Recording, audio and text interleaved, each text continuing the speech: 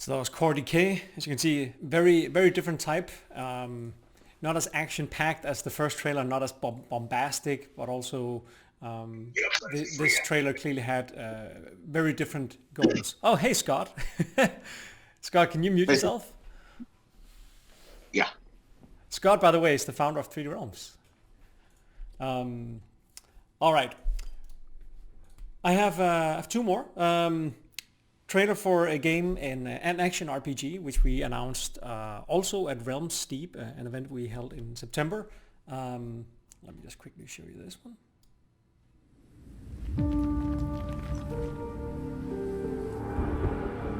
Our priest of the orthogonal order humbly walks the parallel path.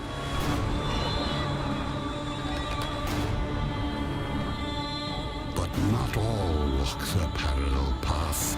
They serve another.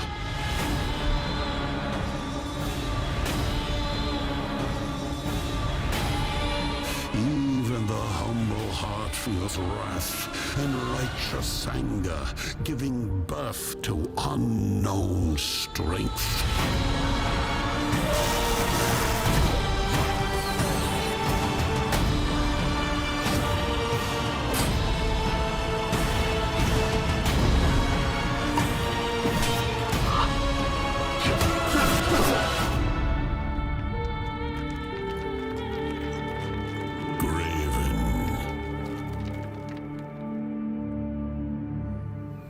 Don't forget your staff, priest. It's the only thing that will keep you alive.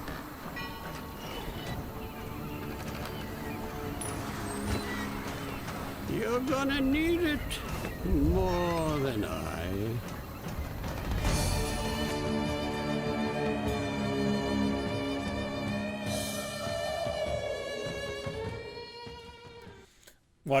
One specific thing to notice here is something we like to do quite a lot in the trailers we do is after the main logo splash, you have a little post trailer scene that shows you a little uninterrupted piece of gameplay. It could be like a really cool scene from the game or an important moment or a little Easter egg or a fun little section.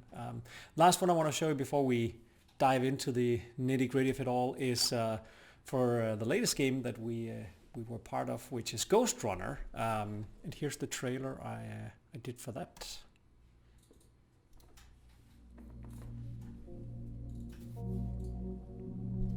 Death. It followed us to this place. I can feel it all around. A virus in a system. A rust within the wires, corroding the very essence of humanity.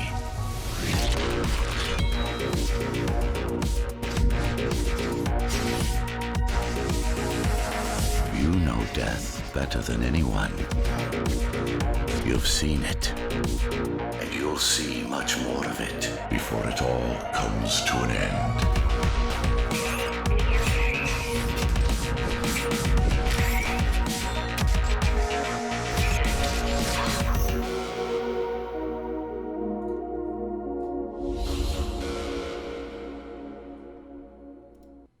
All right. That was a little bit of some of the trailers I have worked on. So, time to grab your notebooks, notepads, and let's get started.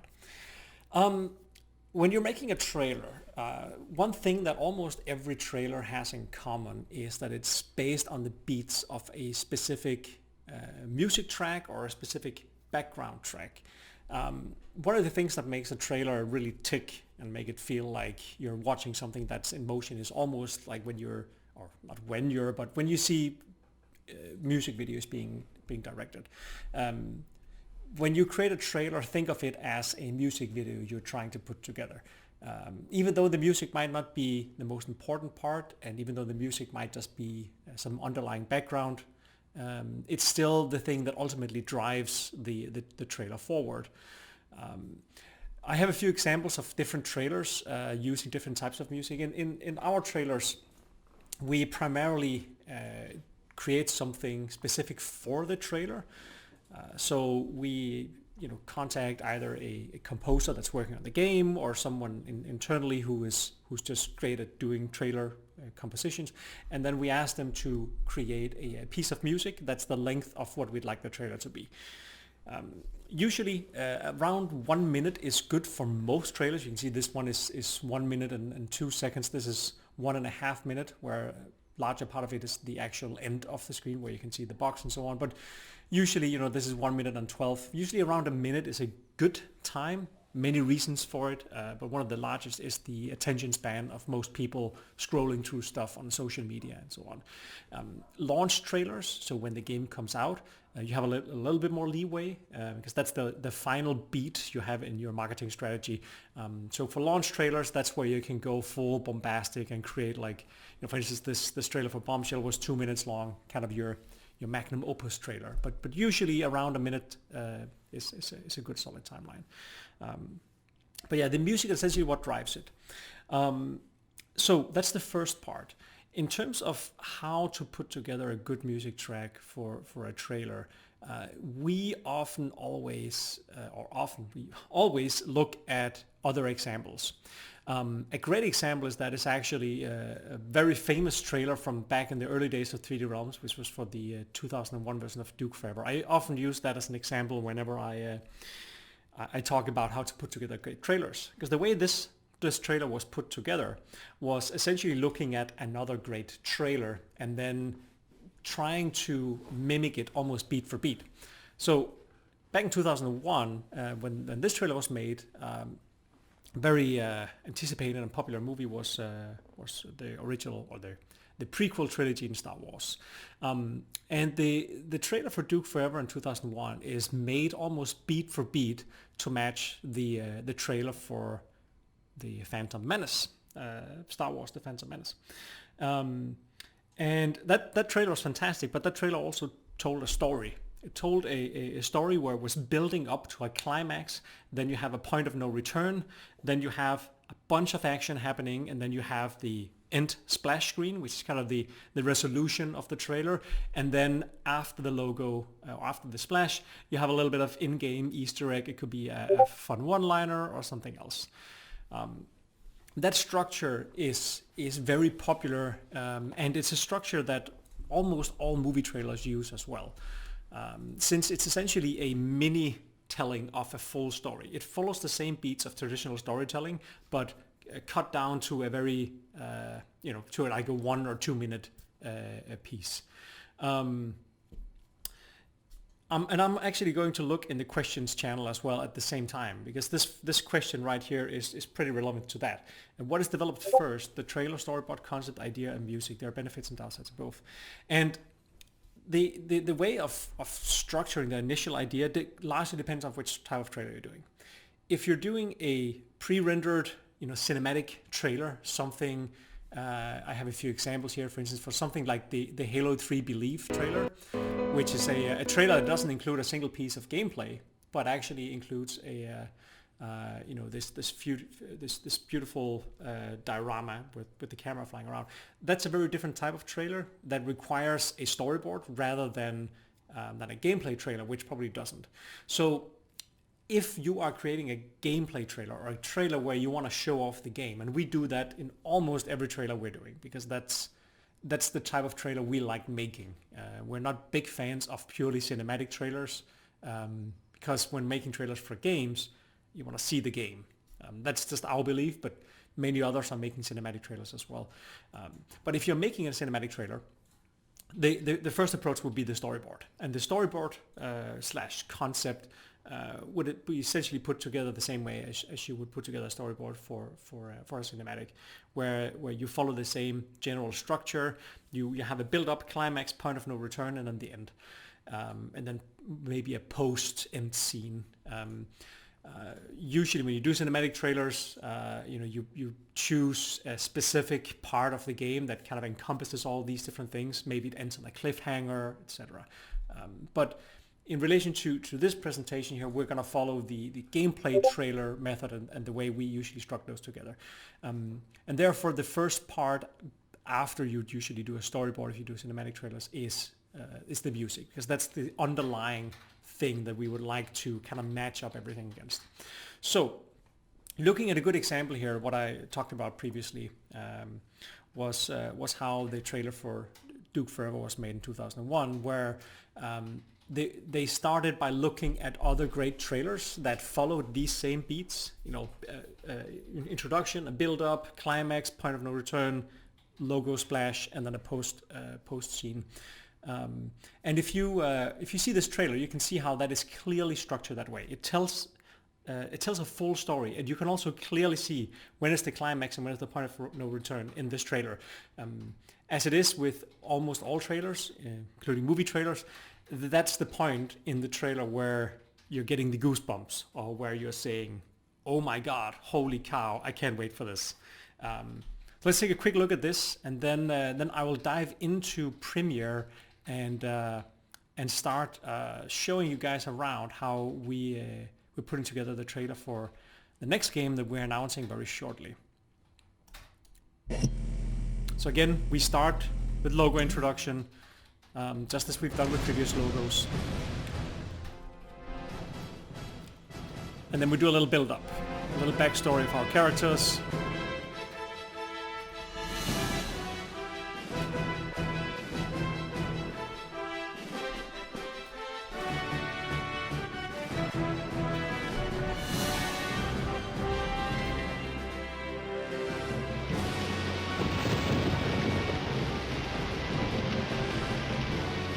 And then the trailer kicks off.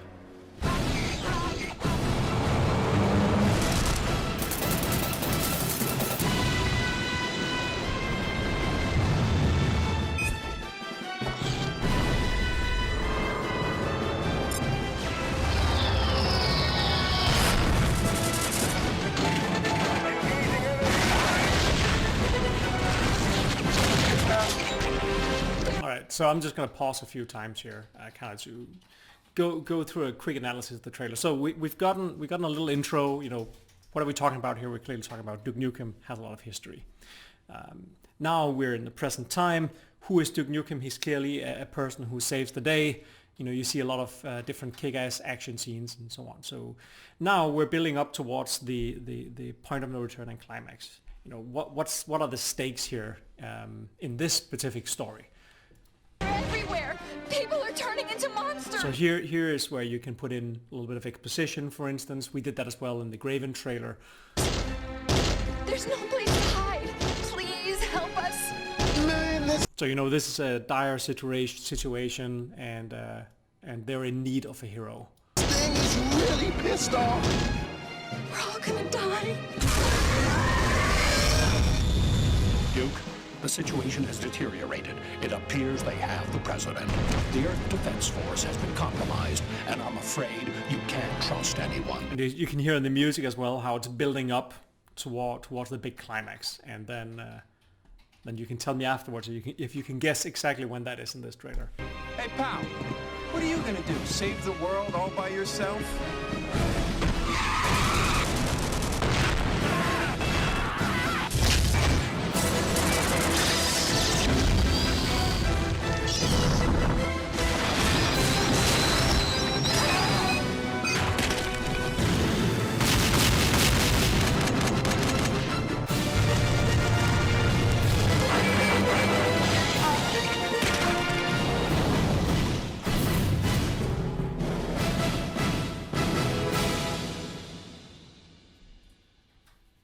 And then we have the post logo scene, of course.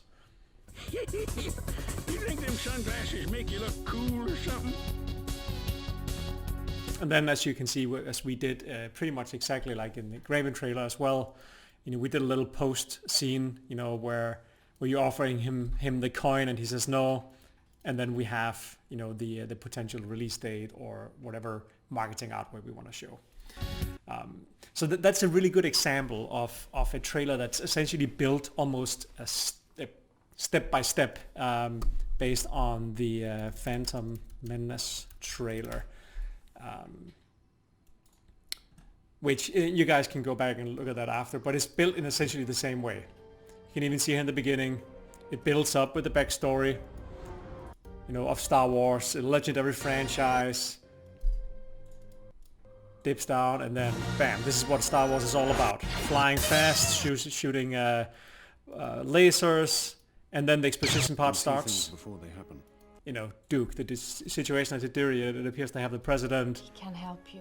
It's the exact same here. Force is unusual. It builds up. Meet. And you have the fantastic music of John Williams in the background, building up, and bam.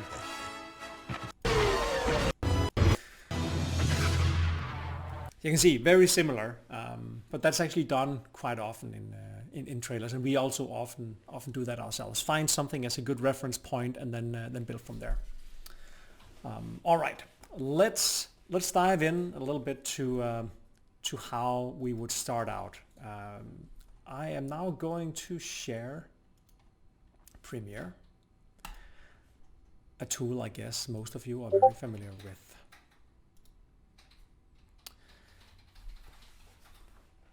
All right.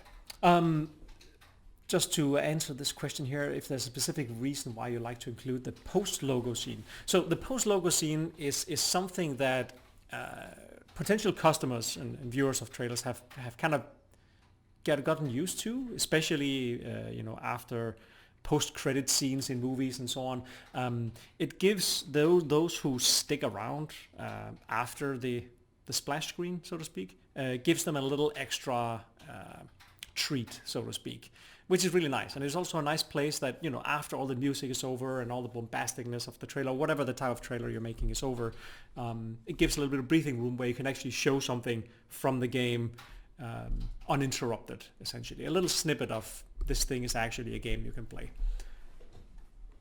So, if all of you can see my Premiere, let's get started here.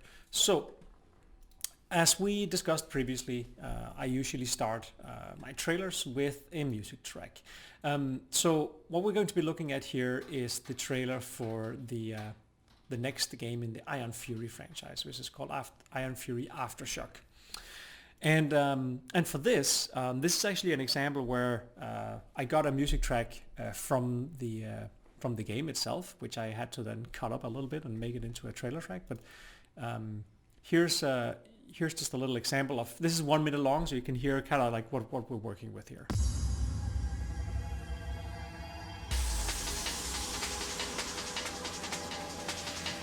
So there's clearly a build-up, as you can hear. Then some drums are kicking in.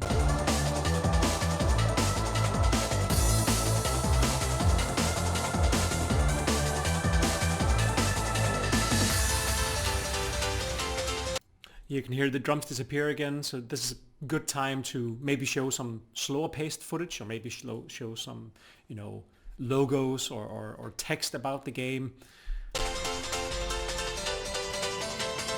Or this could also be used for exposition, having characters talk or whatever would fit in a space where the music is not, pumping out.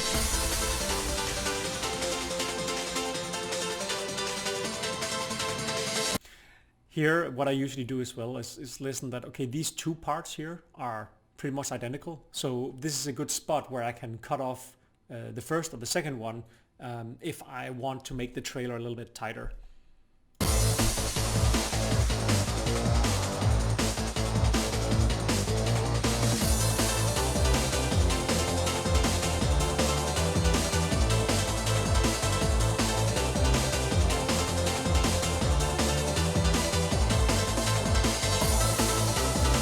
Again, here, you could expect the trailer to end, but then there's another section here that could also be a potential for something to cut out if you want to make the trailer slightly shorter. Also, if you don't make it longer, you can take these 8 beats that spin here, and you can essentially,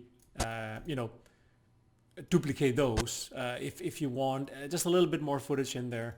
But I can show you how I've done that down when we get into the nitty-gritty of this.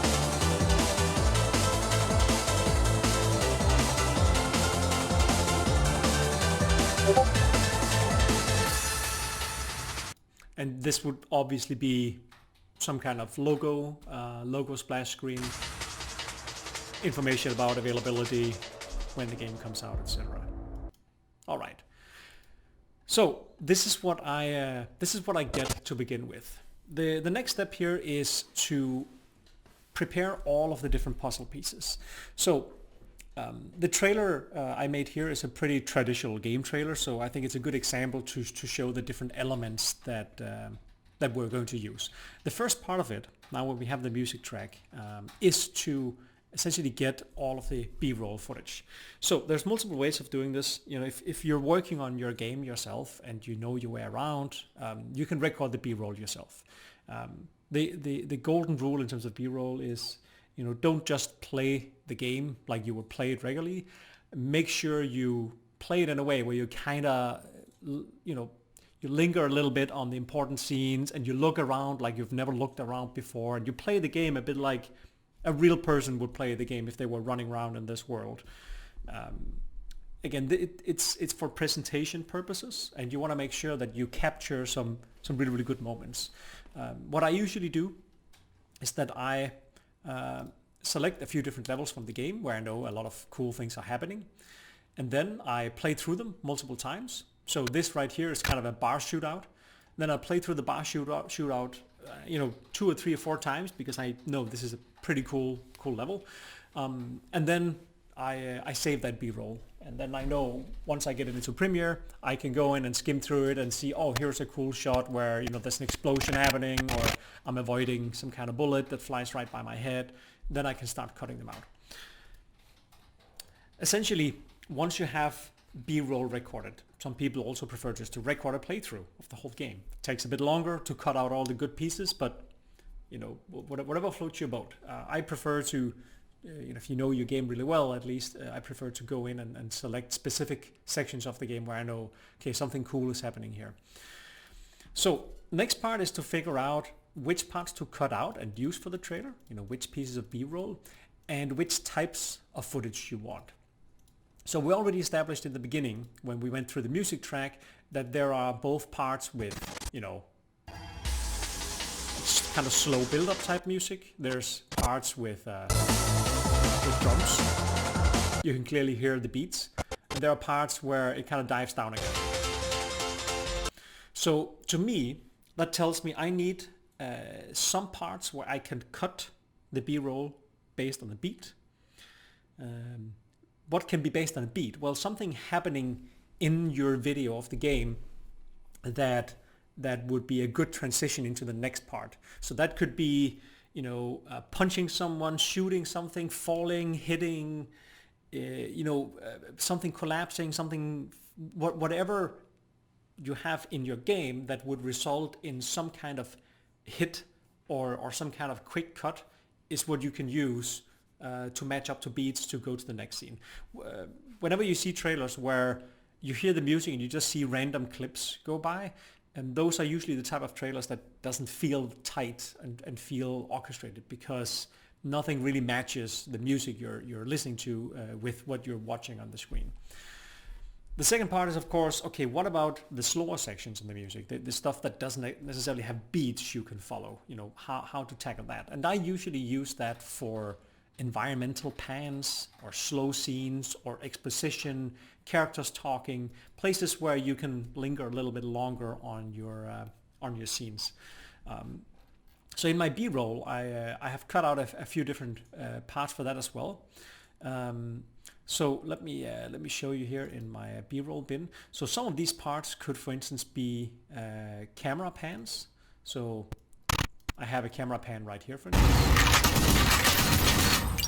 And ignore the sound for now. For many of these, you know, you don't want the sounds for this thing. Here's another camera pan.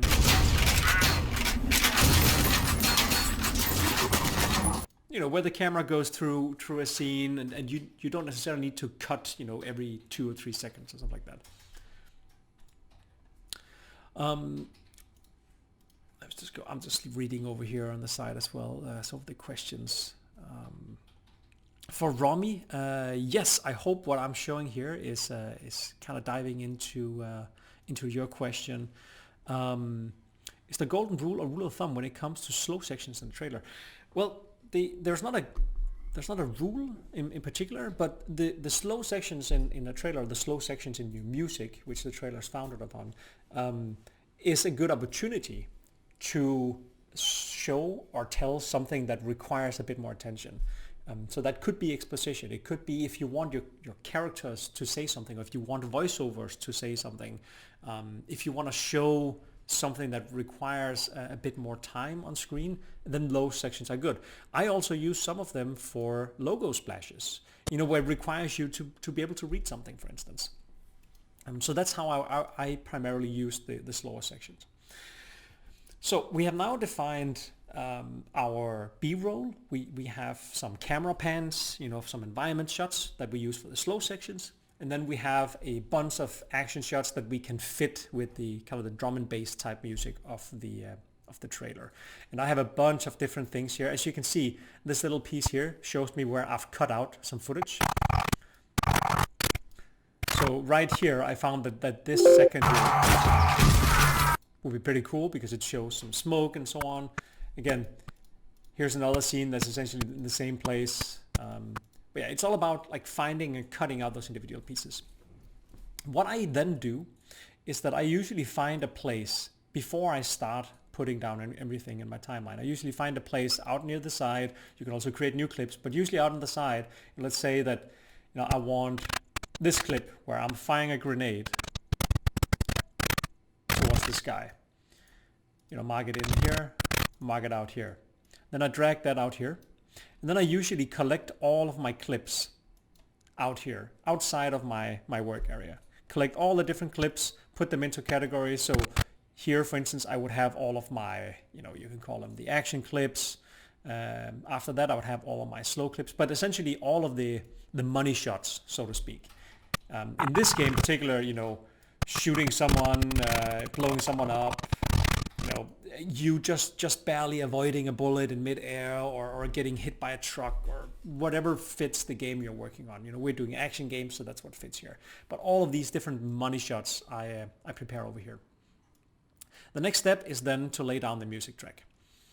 So the music track, as you can see here, if you look at the music track, you can see that I've cut off a big chunk of the beginning of the track. And that is because, let me just go back here and show you the full track. Actually, I've cut off almost half the entire track. So you can see these slow sections that were here. I actually believe I have started my track with one of these here. And then the drums kick in. So these 8 beats that you have from here. So 1, 2, 3, 4, 5, 6, 7, 8, bam. That's what I thought was enough of kind of slow panning shots of our environments before we kick it in. So what I did is I actually cut off the track from here and then just used that part. So if I do this, you can hear I'm just going to solo out this one track so you can hear what that sounds like. So you can hear that's my start.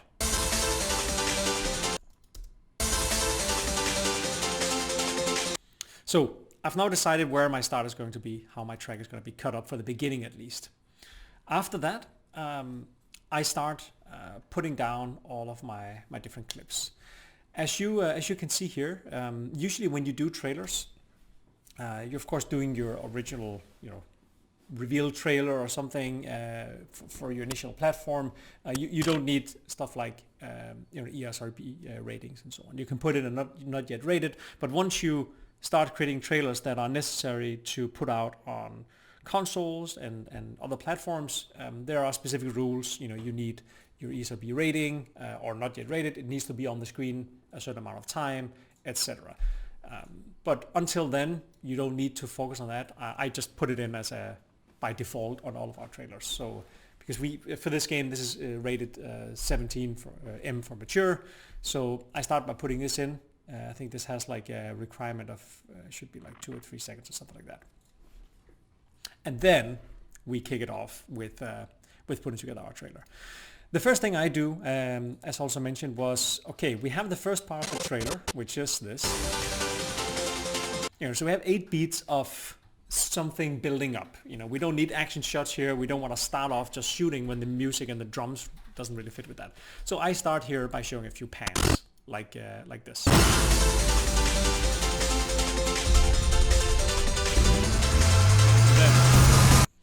And then I cut straight into the action here. So first of all, if you just listen to the music alone without any other sounds, it sounds a bit bland. Like there's nothing really building up. It just starts right here. Like there's a little cymbal sound, but it's not like you're anticipating, okay, now it kicks in. So what I've done here is that I have added a little rise. These effects down here, I can just play it real quick here so you can hear it. You can see here, now the music is not there, but you can hear how the effect is intended to kind of ease in and build up to when the music kicks off. So together it sounds like this.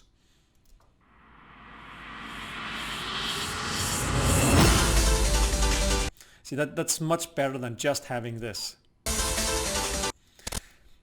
All these different types of rises and hits and impacts are something you can add now or at the very end of your trailer. I usually mix them in here and there, but they're really, really good and handy to have. There are many packs you can download online that has all these nice trailer rises and low hits and whooshes and so on. But they add a little extra spice. But going back to the trailer. So we're using this part here to build up. As you can see, the last shot before the drums start is connected to the first shot after the drums start. And that's a classic way of giving some extra impact to the first money shot. So let's imagine that your first money shot is like your hero, has a gun, someone runs at him and your hero shoots him in the face or something like that. That's the money shot. So the actual shoot part would then be exactly when the beat starts. That's your money shot. But in order to give that context, you can build up to it before that. So in this case, our money shot for the beginning of this trailer is our hero riding on this hover bike and just about avoiding getting hit by a truck. So our money shot building up to that is related to that. So you could say, okay, why not just extend this shot? But that wouldn't really give it an impact. So if I drag this up here and extend it a bit, I can't even because I don't have more of this shot. Oh yeah, I do. Don't I? No, I don't. But what you could do is, okay, why not just extend the shot before? But then you don't really have an impactful transition right when the beat happens. If you just see this and then bam, now the beat happens and you're like, okay, but it doesn't really feel that impactful. So what I usually do is I try and take 2 different shots from 2 different sections and then link them together so they look like they're supposed to match up. So what I do is, for this shot for instance, here our hero is driving up this little hill, turns into a big jump, and the second she lands on the bike, I make my cut. So it looks like she's landing now in a completely different area of the game, but now she's landing on a road and the truck comes right by her. So that way we bring some context, like, okay, now she's riding a bike, she's flying up, and bam, now we're in another shot. Another great way of doing this is sometimes when you watch movie trailers of, action scenes and so on, you could have someone who is, you can see a character about to punch someone else, and the second the punch happens, the camera or the trailer cuts to another scene from the movie where that shot is continued. So the first part, the build up to the punch is in one scene, and then the second the punch happens, you're in another scene all of a sudden. A really good example of this is the original Doom Eternal launch trailer, where you'd have a lot of shots where, our hero would like open a door, and then that opening door shot would cut into opening another door. So now you'd be, in hell, and then you punch a demon, but because the demon is right in your face, the second you punch that demon, it cuts to another shot where that demon is just getting punched, but now you're on a space station and so on. So that trailer used all of these different actions to cut between scenes, and that's essentially what I'm trying to do here as well. So, Fred, Simon has a question. He says, Yes. "What about the use of in-game sounds? Yeah. In-game sound effects. For example, your bike scene, we can hear the bike." Absolutely. So, And that bike sound is actually not from the game either. So a good recommendation when you record your B-roll is, first of all, disable all music, because you don't want multiple pieces of music to go over each other. But the second part of it is to make sure that you emphasize certain sounds. So if I play only the track here, the sound part of our footage of the trailer, so this is the B-roll footage. So I'm just going to single that out, so we only hear now the actual sound of the game.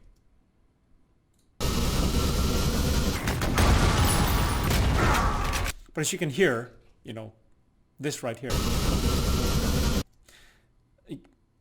it sounds okay, but it sounds mostly just like noise. Like in the game's context, sure, you've been doing things before this and after this, so there it fits. But for the actual trailer, when I'm watching this footage, I want, like, I was just flying over here, I want some clear, like, motorcycle, hoverbike sounding thing, like, vroom, and then bam, landing, and then you want the honk of a truck going by you. So for that, you can use many different platforms. I use SoundSnap for a lot of sounds. It's this website called SoundSnap. So as you can hear here, the first sound I add in is this. So this is a little piece of sound just to give this scene like a nice feeling. The second part, I believe, is a rise, as we talked about before. So as the music builds up, I add another rise here.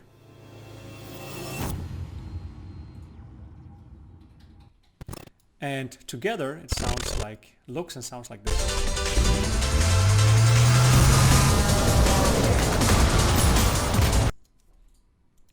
So that's a good way of kind of adding a little bit to it. But usually I do this at the very end. Once I've gotten through all of the core structure of the trailer, I then go back and say, I hear, there's a truck coming, I'll add a little truck sound, and here's like you're in water here, let's add a big water splash sound, and so on.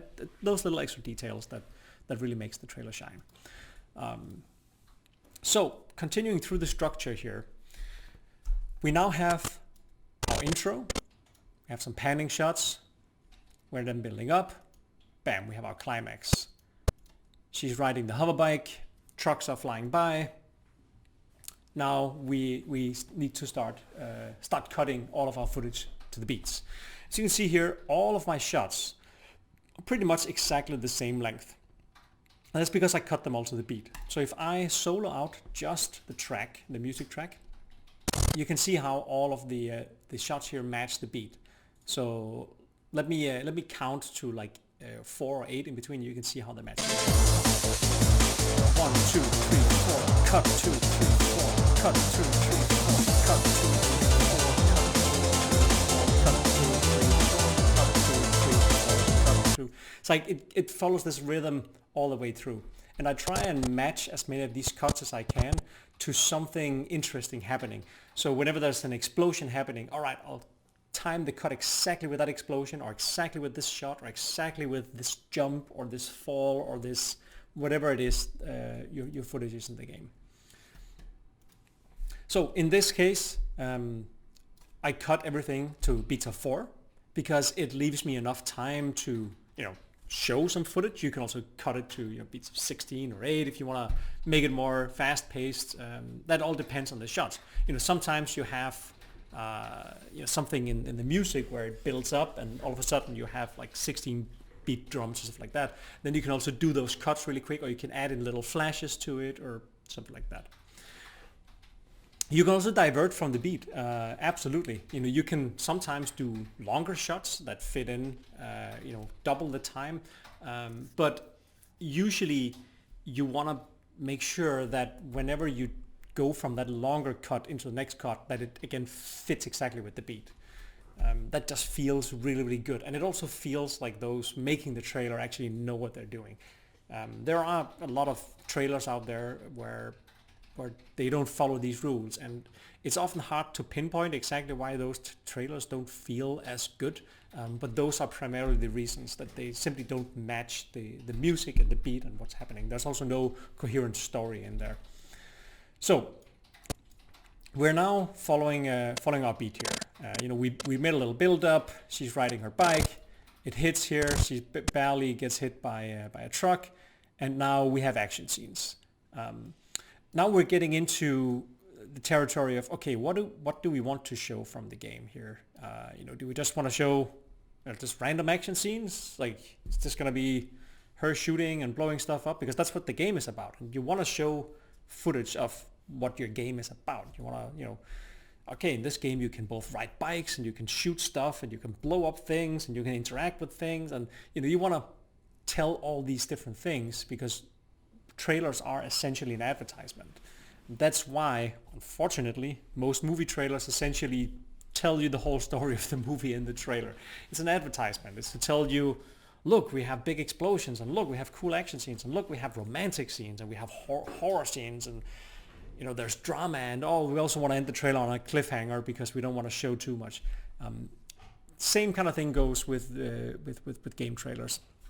For this trailer in particular, my goal here was essentially to show the variation of new things in this expansion pack. So this is a DLC for the original game, and we want to show what is different from this DLC compared to the original game. Well, in this DLC you have a hoverbike, and you have a green smoke grenades, and you have new enemy types and so on. So when I picked my footage for the trailer, I focused specifically on these things.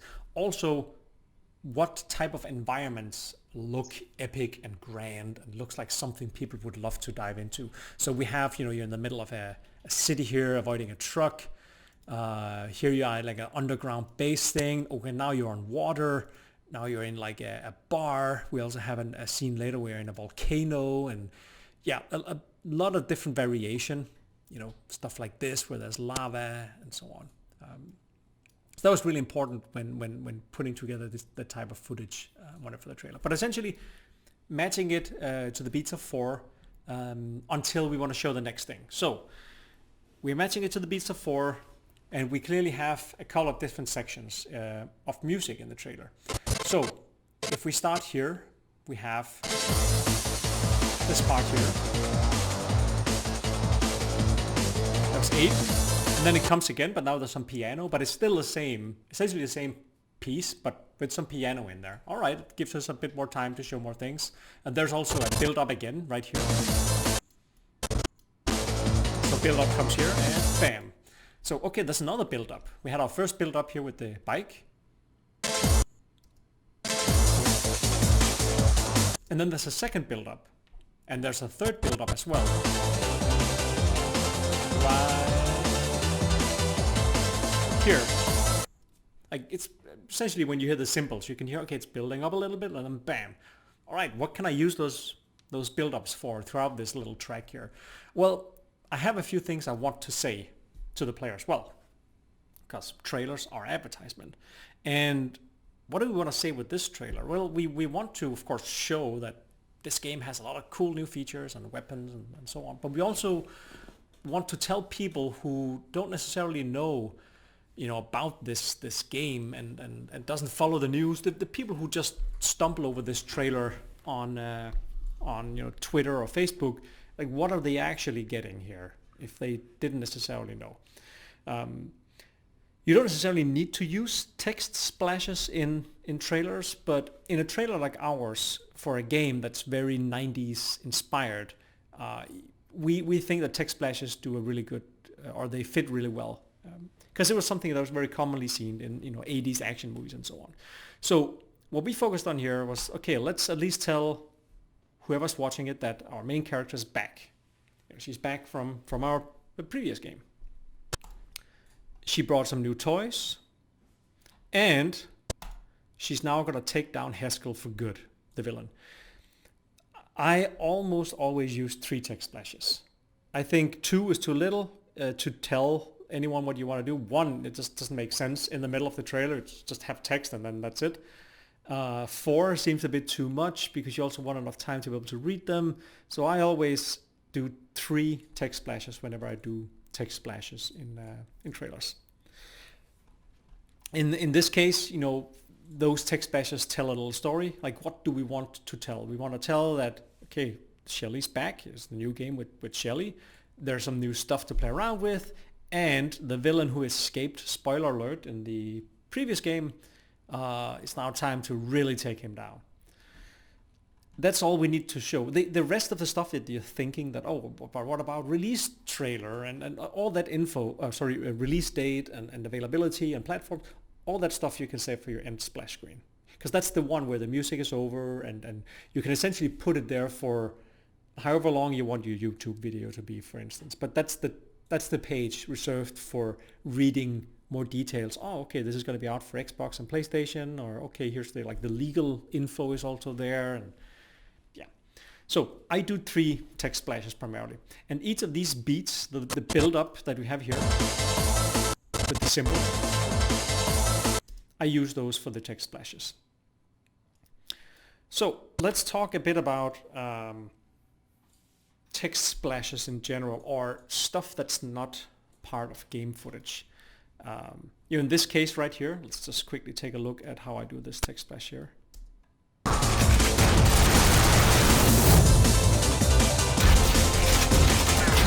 Next one.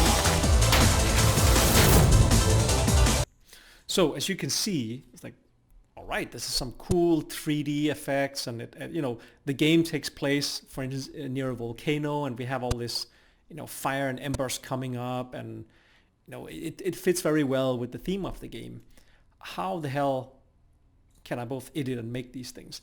And that was a bit in relation to what we discussed in the beginning of this presentation. You want to learn enough skills that you can barely get by creating something that looks good enough without having to, dedicate your entire career to making trailers. So it's a combination of different things. I'll give you guys a lot of different resources you can use after this presentation to create awesome things like these.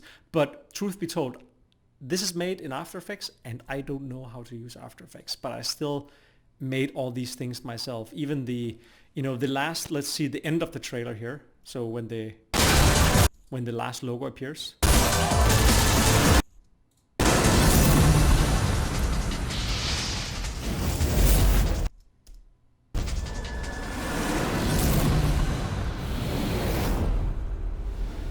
So all of this is also made in After Effects with our own logo and everything. But I don't know how to use After Effects. So how can we make all these cool particles and everything? Well, the way I usually do it is I know enough in After Effects to open a project and fiddle around the things that are already created. So here's the secret sauce to how to make fantastic looking, After Effects things. Figure out what the theme is going to be of your logo. So in this example, the game takes place near a volcano. The game is called Aftershock, Iron Fury for Aftershock. We want the logo to kind of be looking like it's burning into flames and so on. We want it to look great, burning into flames. So we use a resource called Video Hive, where there's thousands and thousands of After Effects templates. Then I get a bunch of different types of templates where, all right, I need some embers at least. All right, let's find a video of embers going on. Just embers flying, like a stock video of embers on a black background. So I can put that in, and then I can change the blending layer so those embers appear and the black background is transparent. Cool. That's pretty straightforward. Let's put that in and get some embers in there. But then we come down to the actual render of the logo itself. So let me show you up here what the main composition looks like. So first of all, we have the Iron Fury logo. These are combined, as you can see here. We have Iron Fury Aftershock. Our original logo, and then the logo we made for Aftershock. Well, we want the Iron Fury logo because it's made of steel. We want it to have some kind of metallic appearance when it arrives or shows up on the screen, and we want the Aftershock logo to look like it's turning into flames. So on the left side here, I can see here's a video of the Iron Fury logo appearing. This is essentially an After Effects template that I purchased on VideoHive that is insert your own logo in PNG, and then it will have like a little metallic shine to it. All right, cool. That's fine, except for the end here, it kind of turns into mush.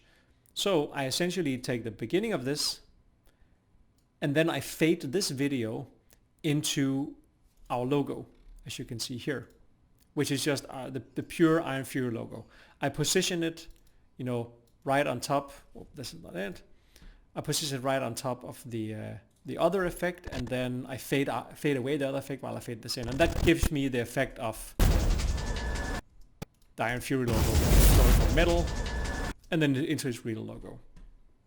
And of course there's the other part, which is the Aftershock logo.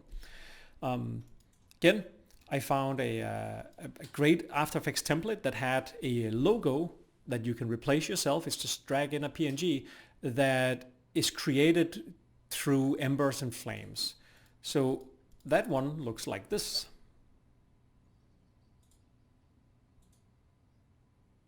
And this is the logo I inserted. It's essentially just drag and drop into the After Effects project. But again, I don't really want like the weird like thing on the floor here. I don't want this sun thing in the top there. When this happens, there's some like weird effects going on around the edge. Again, if I knew how to use After Effects, I could just create all this from scratch and, you know, remove all this. But instead, I also know that the main part I need from this is when the logo is assembled. Like once it's assembled, I'll just use the real logo. Like I'll just fade into that on top of it. So what I've done here is essentially I've taken the first part where the logo is assembled right here with the lens flare. And then when the lens flare happens, I then start fading in to the real PNG version of the logo that was made for the game. So it ends up looking like this. And now I'm essentially back to just my PNG files, which is the logo, this thing right here, that with this on top. And then I have an embers video that I found, just like looping embers. You know, you can go into Photoshop, create a little blending layer that makes some of them blue and some of them, you know, orange to kind of fit the rest you see. And then I play it in reverse. I just take the exact same video and reverse it. Because then it looks like, you know, it was assembled through flames, and now it's doing the opposite, but not all the way. You know, at the beginning you could see all the embers come from behind the camera and go in. So I just played a little bit and then I faded away. And then I have my last screen, which is just a JPEG that I put together in Photoshop. Again, here's the box art, here's the logo, here's some text, here's some, you know, platform logos. Drag it all in, organize it, make it look great. And then, not in After Effects, but in Premiere, I then created this transition. And again, I don't know how to make real transitions. I can, you know, drag in a cross dissolve and crossfade like most of people who are new to, you know, Premiere know how to do. I can do crossfade. That's very simple. So what I do is, all right, well, I want something that looks like it's using smoke to kind of do my transition. All right, let's find a looping smoke video. So I have this that I just found on VideoHive. Here's the smoke looping. And I already know from using blending layers in Photoshop that I can mask out all the black or all the white. So I can already make certain parts visible through the smoke and certain parts visible through the black part. What if I take that and then I set up a blending layer? So I have here blend mode overlay. So if I show you here what it looks like, if I do blend mode normal, it looks like this. But my blend mode called overlay, and these are the same as in Photoshop, that takes all of the all the white parts and makes them translucent, and all the black parts are kept there. And then I simply just cross dissolve it. I just fade it in, fade this in with the blend mode. And then I keep it there for a bit. I add another piece of smoke that has the screen that does the opposite, that shows through the white and not the black, through the black and not the white. Then I fade that in Then you have a little bit of smoke coming down here at the bottom. And then I fade that away together with the rest. And by doing this, I create the illusion that, oh, you have this really cool transition of the whole logo turning into smoke, and then behind the smoke you have the box art and logos appearing.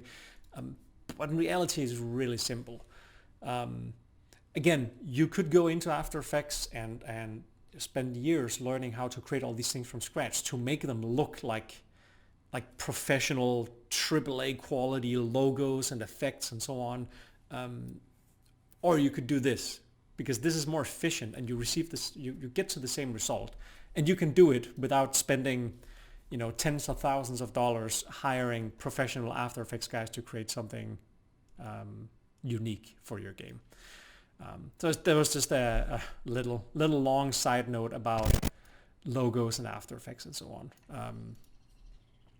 Does anyone, by the way, feel free to also just talk. Does anyone have any questions about logos, After Effects, making text splash screens and so on?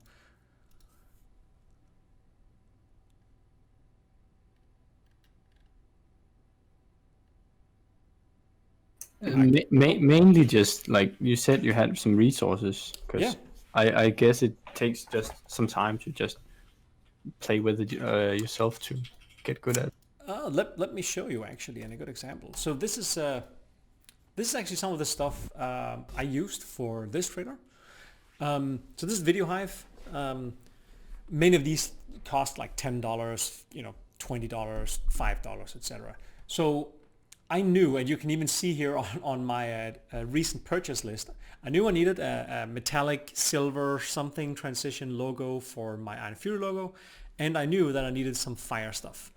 So on Video Hive, let's just see, spinning 3D logo gold. So if let's see, we need something else. Let's say that we're now making a trailer for a game where we need the logo to come out of water, for instance. So you can do, you go video, then you go After Effects, and you write water logo, for instance. And then you get a bunch of different really cool, like this one, for instance. Audio Jungle.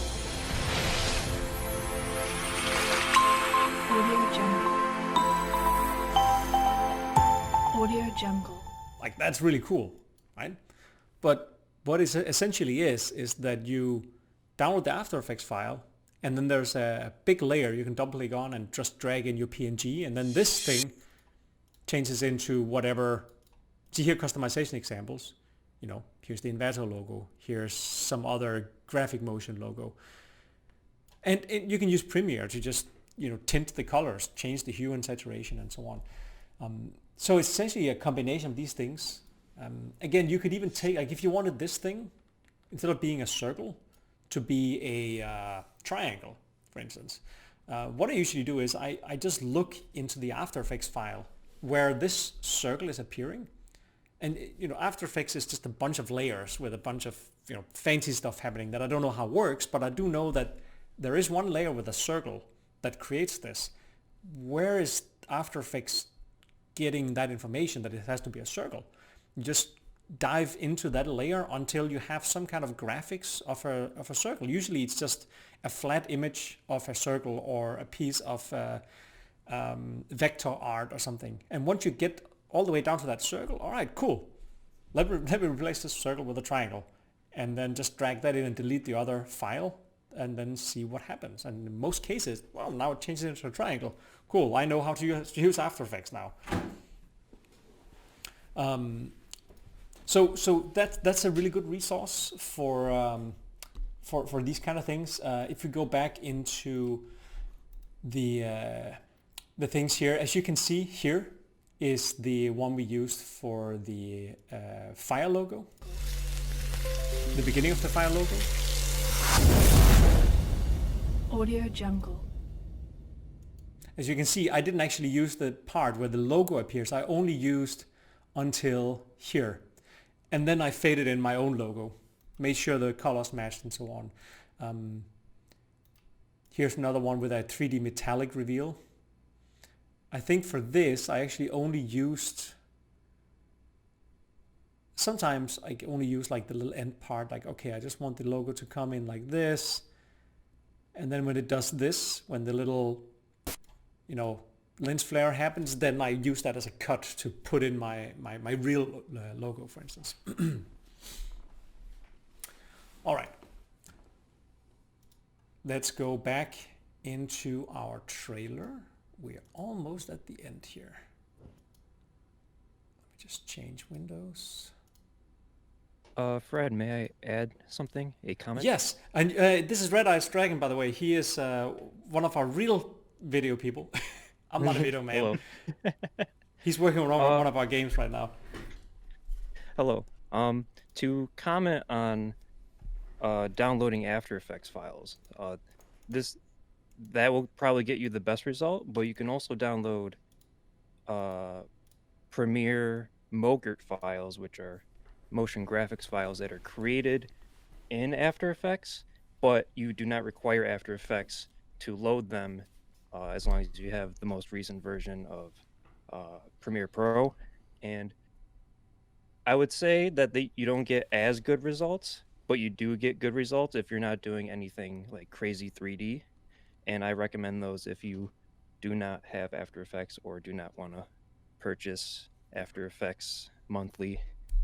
Yeah, After Effects can be expensive. I remember with many of the first trailers I did, I just got Adobe Creative Cloud on a trial. Luckily, they have changed it, so I think it depends on not how many days you've owned it, but how many times you've opened it based on those days. So at least you have a good 30, 30 After Effects files you can go in and edit there if you don't spend too long on each. But yeah, that's a really, really good tip. Dario, for your question here before we just dive into the rest of the trailer. So in terms of company logos, yes, we have actually like this one, for instance. We don't show the company logos as you saw in the beginning. The trailers we did in the beginning or showed in the beginning, all of them have the company logos in the beginning. And you can almost argue that the game speaks for itself, right? And there's some truth to that. Except if your company logo has this nostalgic feeling to it, and everyone knows the logo from 35 years ago and it's 3D Realms, then it's very different. It's the reason when you see a Disney movie or Lucasfilm movie, you always start with the logo. Because when people see that logo in the trailer in the very beginning, they know, holy shit, now it's Star Wars time, or now it's whatever time it is. Marvel does the same thing. So it largely depends on the reason. If no one knows who you are, not really a reason to put your logo in the beginning, because they don't really care. It's like, oh, okay, who's this? I want to see the game. You put it at the end, because at the end you have the screen where you present all of the practical information. Where to get the game, when it comes out, and here's who we are, and so on. So in those trailers I showed you, they have like 3D Realms in the beginning, and sometimes it's a two logo in one, where it's 3D Realms and then it kind of crumbles into Slipgate. We do that because when people see the 3D Realms logo in the beginning of the trailer, they're instantly thinking, oh, Max Payne, Duke Nukem, Shadow Warrior, Prey, holy cow, what's coming next? Here's Graven, or here's Core Decay, or here's Wrath, or whatever game, Iron Fury, and so on. For this trailer, we're not doing that, because for this trailer, first of all, the product can't be bought unless you have the original product, which is already 3D Realms. We have it in the end as well, but also it's for a much smaller thing where it's not a full $60 12 15 hour experience. It's a DLC. So we have it in the end. For such a short little trailer, even the actual trailer itself is, before the logo appears, is like 40 seconds. Yeah, roughly 40 seconds. So I wanted to use that space to actually put some footage in. So the let's see here. The second part is about the intros. The first 5 to 10 seconds. How do you decide what to do? Because I saw you switch it a bit from trailer to trailer. Yeah, the first you can say 5 to 10 seconds of the game are your establishing shots. So you don't want to start off with a bang. You don't want to surprise, or you don't want to scare the viewers just by having loud noises right in your face. You want to build it up with some establishing shots. For those establishing shots, you want to essentially set the mood for the world that we're about to present for the player. All of our trailers does that. If I just quickly jump back here for a few examples. As you can see, actually also going back to the example for Duke Forever, the Duke Forever trailer, let me just get that. Where did we have that? I actually think I removed that from here. Anyways, let's use this as an example. These are establishing shots. Very, very slow shots that sets the mood. All right, which type of world are we in? Okay, we're clearly in a sci-fi-like world. There's clearly some kind of, it's like a fusion reactor. Another establishing shot here. All right, there's definitely some robots. This doesn't look like a nice place to be. There's some locked doors there. This looks like it's raining and it's still, dark and mysterious. This looks like some kind of post-apocalyptic sci-fi Blade Runner type world. And then you start introducing the player to the game. So use those first shots in the trailer before the beat kicks in, or whatever your music is going to be like, but the establishing shots to introduce the player or the viewer to the world that you're doing. The Duke Forever trailer used those shots to introduce the player to the legacy of the character. Something the Star Wars Phantom Menace trailer did as well, where you could use your shots to show the past. Here are the past adventures that this hero has been on, and here's the next one. All right, let's dive back to our little trailer here, and I promise you I'll show you the final one when it's we're done here. All right, so I put in 3 text splashes in this trailer. Again, we follow the 4 beats here. We have the next text splash. Continue again we show, like right here for instance, I try and link up the next footage with what is shown to you on screen. So here, she brought some new toys. I wonder what that is. It's what you're thinking. Immediately cut into a shot showing those new toys, which is this new and which is this new shotgun that has like a crazy explosive bullets. And this new smoke thing. And here's the volcano. Holy cow. And there's some new enemies. And so I try and kind of match whatever I show with what we tell the player about the game. Time to take Haskell down for good. See, now we come to the last part.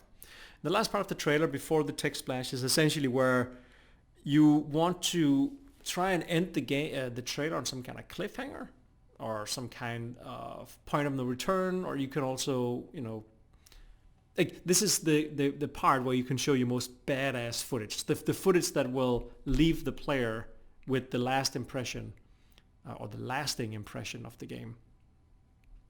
So in this case, I knew that, okay, what is the money shot again of this game? The money shot in the trailer, that's this new cool hover bike.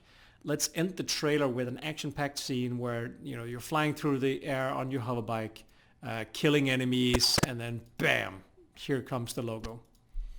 And before that, we just said let's take down Haskell for good. Okay, let's show some like boss action, fighting, in some creative scenario like Haskell Corp in the background and so on. Again, so it's within context. And then music builds up. So let me just single out the music track again.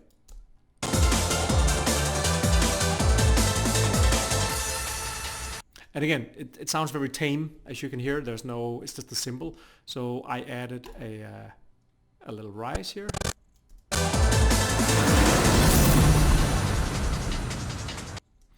And also, for this shot right here, I also added this sound here, which you can barely hear. Let me just save the music. So this, it's like, it's not, the shotgun sound is actually up here in the actual game footage. but this little impact here just helps cut to the shot. Dong. So I add all these little tiny details from sound packs around here and there. You can go on any website like SoundSnap and type like low hit or whoosh or whatever. For instance, this right here is a rise and a whoosh sound.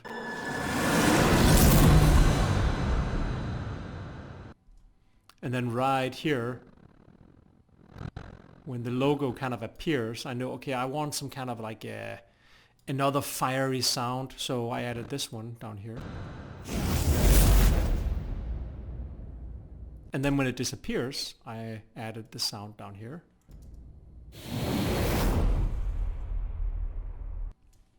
And then again, together with all the music and everything,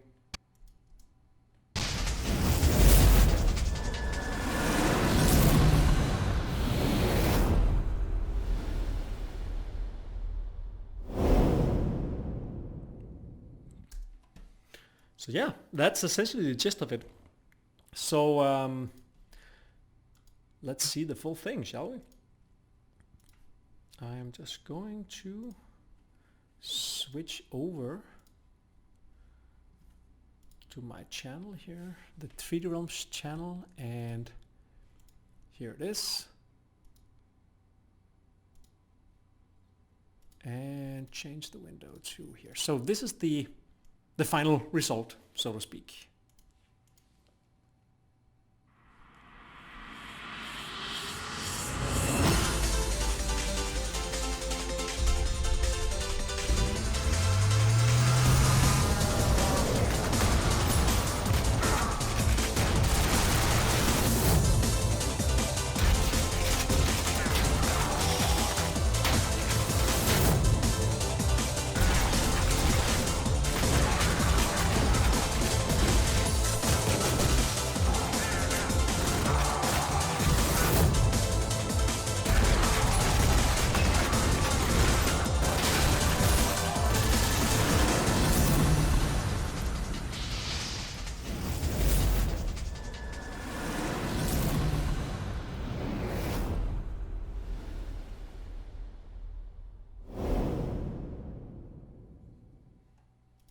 And that was the final result.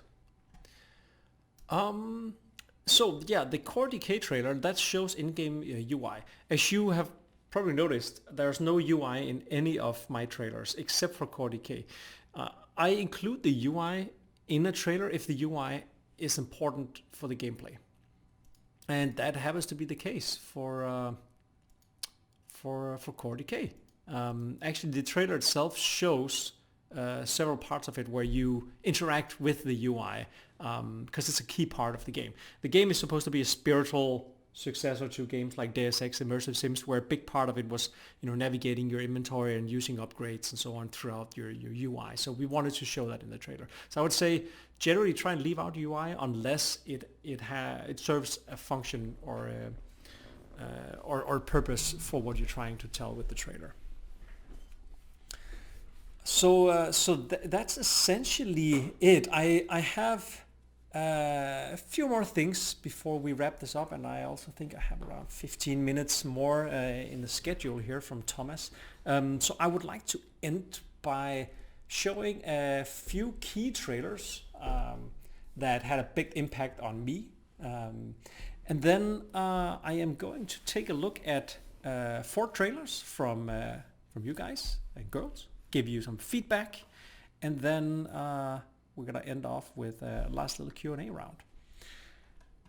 So first of all, some of you guys might know all these trailers. They are classic, especially because they did something different. There's many reasons why I picked these 3 trailers as some of my top favorite. First one is the Duke Forever 2001 trailer. You've already seen that. Second one is the Gears of War Mad World trailer, which has been remade. This is the remade trailer for the Ultimate Edition. And yes, I know it's inappropriate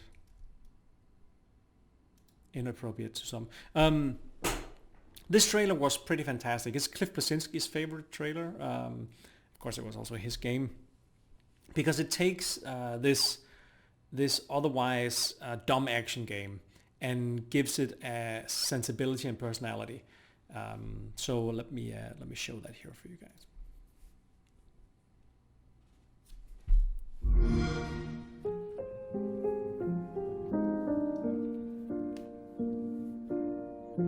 All around me are familiar faces, worn out places, worn out faces.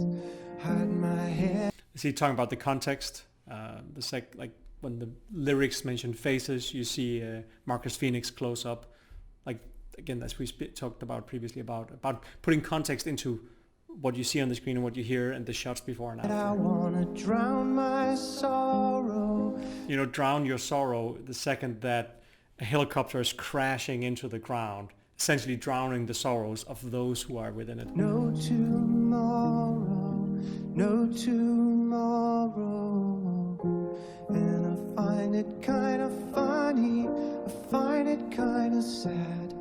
The dreams in which I'm dying are the best I've ever had. I find it hard to tell you, I find it hard to take. When people run in circles, it's a very, very mad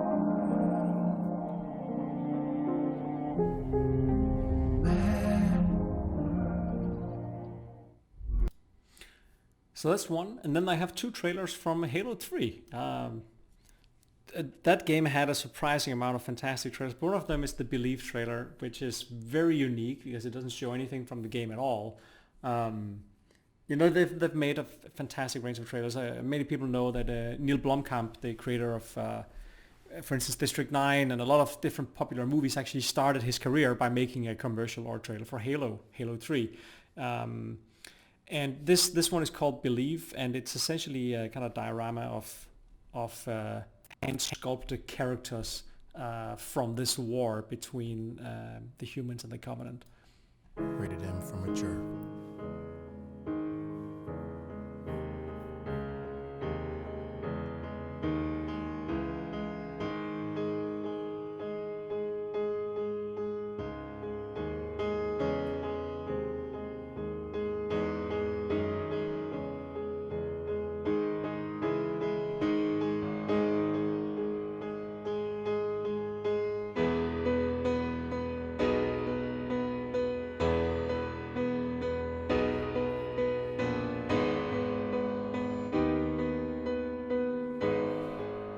And also notice how the shots match the music, the cuts.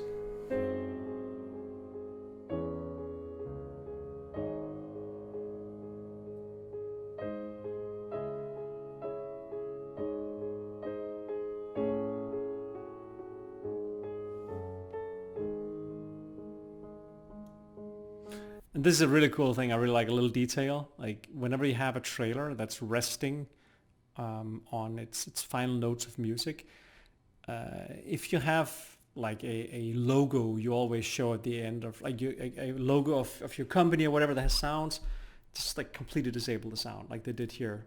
Like usually every single time the Xbox logo appears you have this specific sound, and here it's completely silent.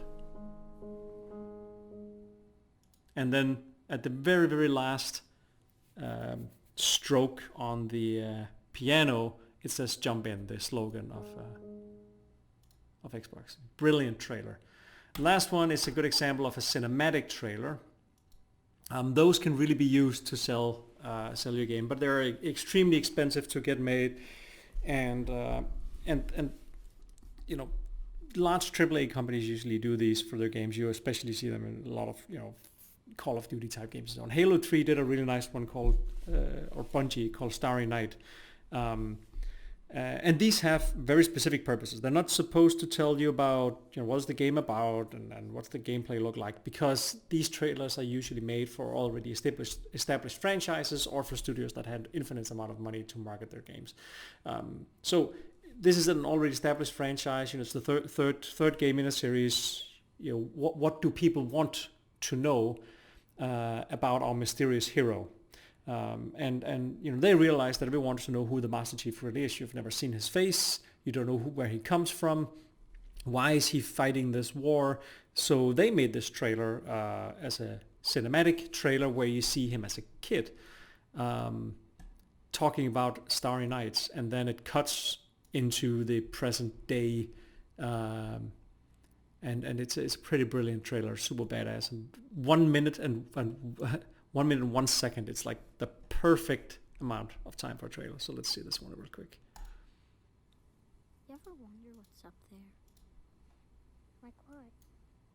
Maybe someone up there is wondering what it's like here. I guess. Do you think we'll ever meet them? I hope so. Don't you?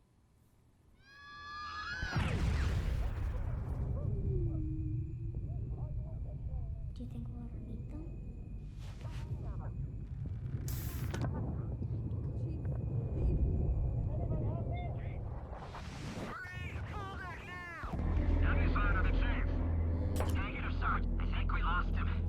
Not yet.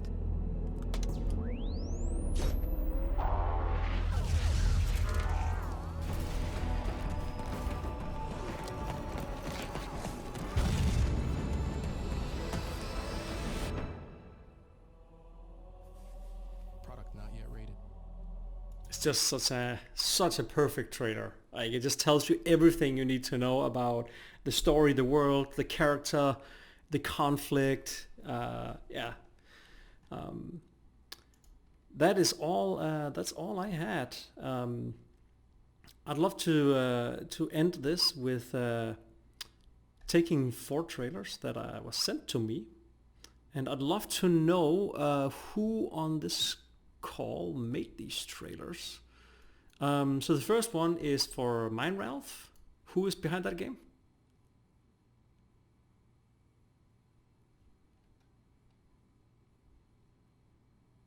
I guess no one here. Thomas, did you send me some random trailers? No, I didn't. All right. I believe we have someone here. Everyone is muted, so if someone is saying something... They wrote in the general chat. Oh, hello? Oh, Can you hear me? Yes. Yes.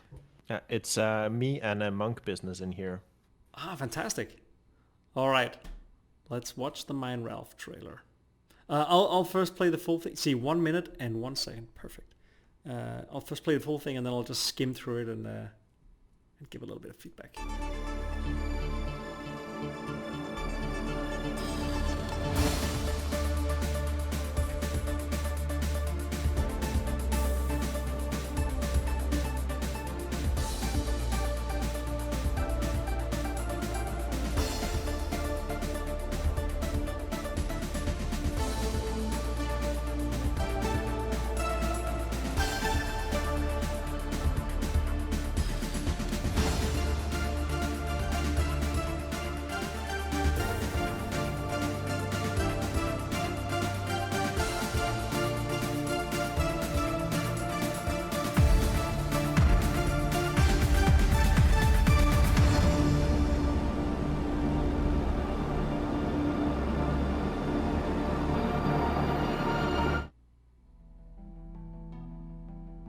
See, that was really, really good.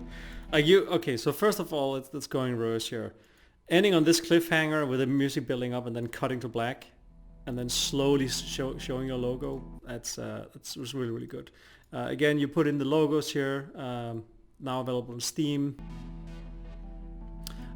So going back to the beginning here, one thing that I personally don't like that much is if you put a lot of text on screen but not enough time to show it. So what we've done previously in, let me actually show you the Iron Maiden trailer. We changed name because we got sued by the band Iron Maiden, but we had the same challenge. Like, how do we want to show the good grades of this game? Oh, actually, it was the launch trailer. We want to show the good grades of this game, but we also want to you should be able to read the text. So we picked a few of them. Let me give an example here. I think this is the one. Isn't this the one?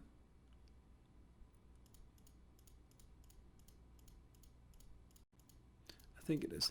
But yeah, essentially my feedback there would be pick a few, like they all seem to be really good, but pick a few that you then choose to focus on, and then give those all the focus instead. Because when you have a lot of them on the screen, the result you're getting out of it from a viewer is that they see you have a lot of scores, but they don't really get time to focus on one of them. And then, it kind of doesn't serve the purpose that you want it to. Actually, this was the law.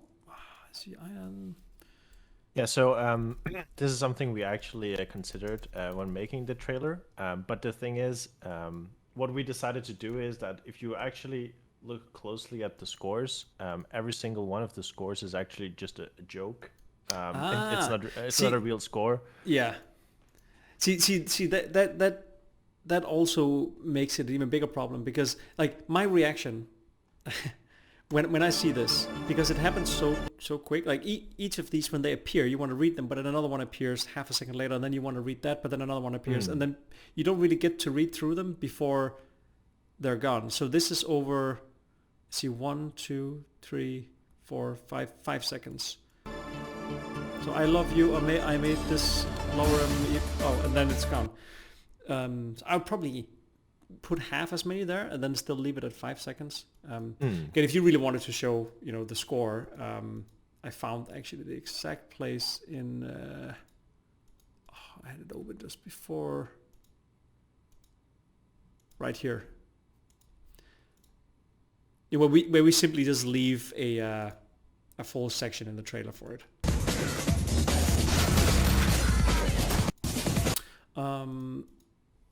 The only other part, like everything fits really well with the music and so on. The only other part that I've seen in many other trailers as well that kind of annoys me is that there's no sound.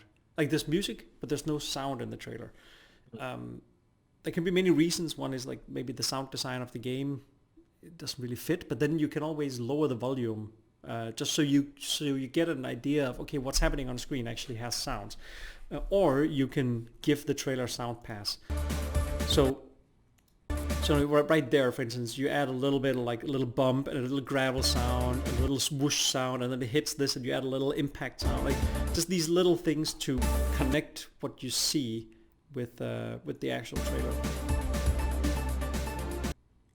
And again, if you already have sound, then I would record all of this. We've actually made a trailer previously at some point where there wasn't any sound, and the main reason for that was that we accidentally recorded all the B-roll with music on. And then the only option you have is to just disable sound all completely. But then we ended up just re-recording everything from scratch. It was a huge nightmare, but then at least we had sounds. And as you can see in my trailer as well, there were actually a couple of, if you might have noticed, there were actually a couple of scenes in this as well where there's no sound. Because there was music playing in the B-roll. This one, there was music playing, so I disabled the sound and then I added my own like whoosh sound to it. I think that was actually the only one. Yeah. All right, let's go back.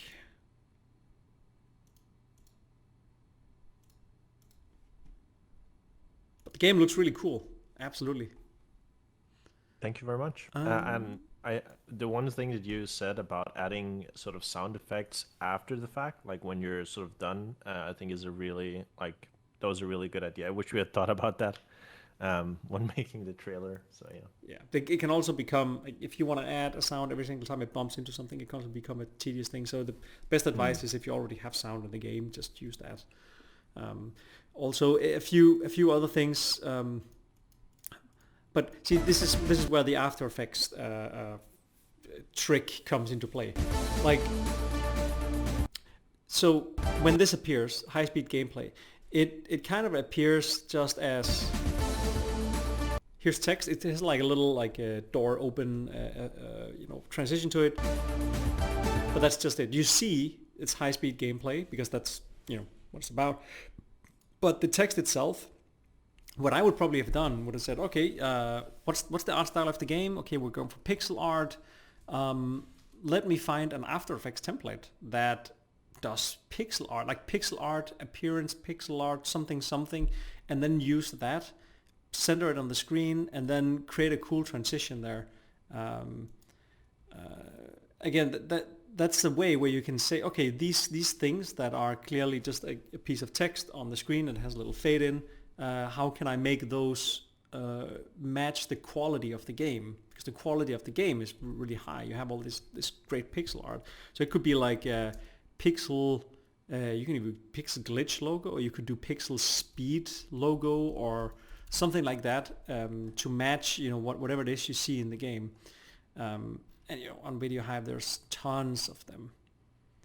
You could even do like something like this, but instead of starting it in the beginning, you could take this file and then you could just cut it to right here, and you just have like where it says high-speed gameplay, it says like this, high-speed gameplay, rest it there for a bit, and then just do this for like half a second. And then you could blend the background to the actual game, so the game kind of feels like it's within the same type of graphics. Like, those are just some smaller details, but that's what I would have done with, or I do with almost all of our text splashes, just to get them to look as a good fit for the rest of the game. This thing, "You Will Die," is really cool. I think you have 3 beats here at the end. Let me just hear. Yeah, exactly. Yeah, you did. So you had the first beat, "You Will," and then "Die." And here you can see you cut with every second beat. So instead of cutting like cut, you did with every second beat, which is also a nice way of doing it if you really want to show stuff. Sometimes the cuts can be too fast. This thing is very nice. Again, here, like all the smoke pistons that appear behind him, and the big steps he's taking, just having those in there, like boom, boom, like smoke coming out, steam sound, that would just add that little extra nice flair. Yeah, really good work. Thank you very much. All right, The Axe. Who made this one?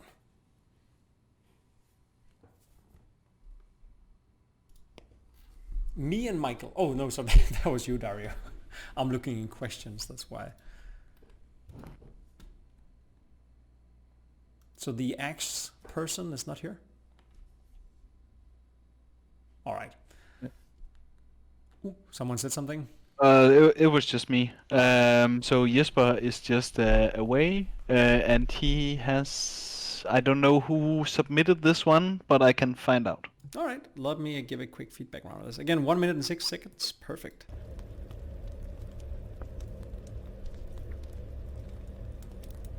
See, the Axe God and the Devil are fighting, and the battlefield. So the first feedback and stuff like this would be when you're showing text, show it in the same way that you would probably read it. So, the Axe God and the Devil are fighting. Great.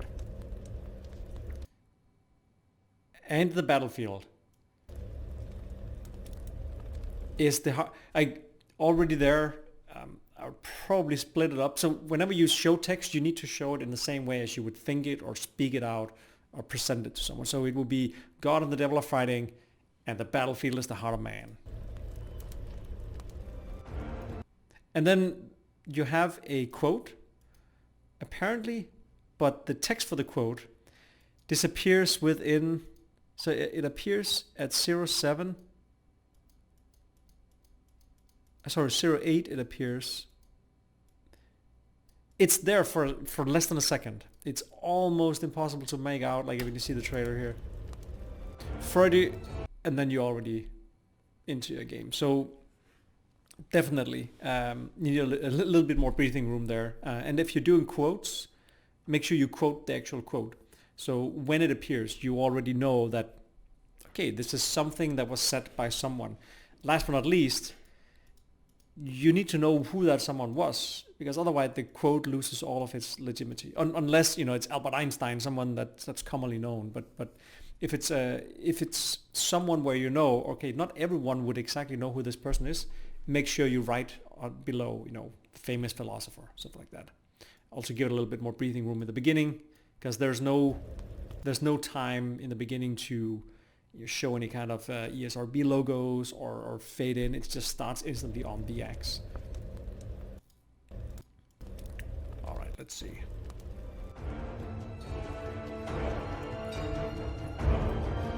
Again, the same feedback as with the previous trailer. Don't forget to actually have sound, what you see.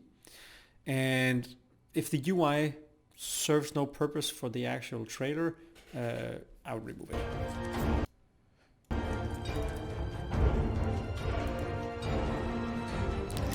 Also, the music itself, I don't know if it's stock or if it's something you made, but the music itself has a very clear, has these vocals of something that sounds like Vikings. It has these sounds of industrial equipment being hit against each other. But the stuff you see on the screen is just a person walking for 10 seconds. So if that's the whole track, then I would focus on putting in footage that actually matches it. If you have parts of the track that are not, action-packed and epic, then use that part of the music to show these, or just wait by showing or by putting the music. You could have some ambient winds and rain, as you had in the beginning here.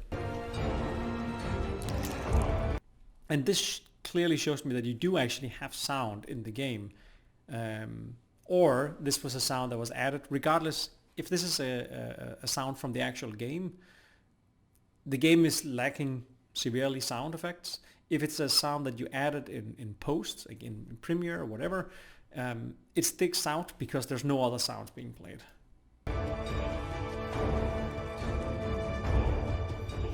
Again, this shot right here is kind of pointless. It shows, again, as I mentioned in the breakdown of the Aftershock trailer, whenever you have a shot, it needs purpose and it needs to tell a story. It needs to show, what you want to show with the trailer. Like in Iron Furious example, we want to show new vehicles, new weapons. We want to show new sceneries and so on. This shot right here is essentially just a blurry part of the character making a little left turn with some text you can barely read, and then it just cuts. Again, if the shots have no purpose, don't use them. And if you need to put something in because you need the trailer to be a certain length, you can use it for either doing text splashes or just cut the trailer down. There's nothing wrong in a 30-second trailer or 15-second trailer. But again, the trailer is your marketing piece. It's your advertisement. It's the first thing that anyone will see of your game, and that's the thing that's supposed to sell it. So if you have shots that are not absolutely killer and money shots, then don't put them in the trailer. And again, you want to show all the features, like what's the game about. So far, what I'm getting is that the game is about running around. This is a really cool shot. Like this shows, all right, some cool depth, nice scenery. It shows some puzzle thing. All right, so this thing falls down. So there's some danger. Like this is a really cool shot. And then right here, there's a sound for, I don't know why. It just, it doesn't really match much of what you see. Again, with the same with the text here, you don't really have enough time to read what's happening. And yeah, the same goes here. If the point is to show that there's conversations in our game, you can do that in many other ways than just showing a full conversation but nothing else is happening. See, this is the first action shot we get, and there's 10 seconds left.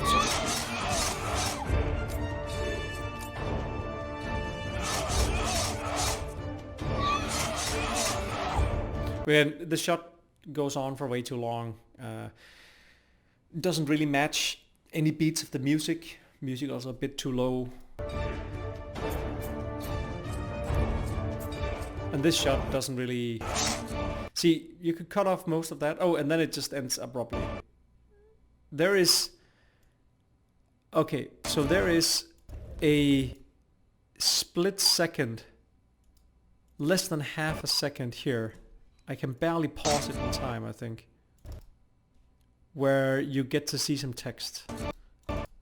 Let's see if we can. It's hard to get, but yeah, a lot of work is definitely still needed on this trailer. Again, my overall advice would be think of your trailer as a marketing piece. It's advertisement first and foremost. If you saw this trailer, whatever trailer it is, having never played the game, and thinking about what else is out there in the same genre, would you then buy it? All right, Arcadia Fallen, Kickstarter. So first, a thing about Kickstarter. We actually did a Kickstarter back in 2016 for a game called Red Rogers, which became really successful, and we're really happy about it. And one of the main reasons was the Kickstarter trailer, because Kickstarter trailers is a whole other subject, and that would probably require a whole other course. But there's essentially two types that you need. You need the actual game trailer, and then you need the Kickstarter video, which often includes part of the trailer, and it's a very different beast altogether to tackle a good Kickstarter video. But this right here seems to just be the trailer, so that's good. So just the trailer for the game, but it was as part of a Kickstarter.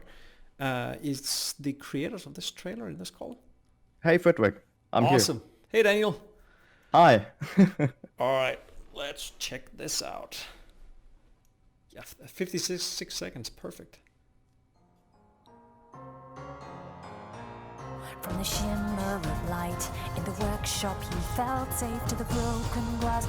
Okay, I'm gonna play this whole thing first, and then I'm gonna go by it beat by beat after. The streets reflecting her fright, desperation concert the stage for acts of villainy, and heroes may need to confront their demons in more ways than one.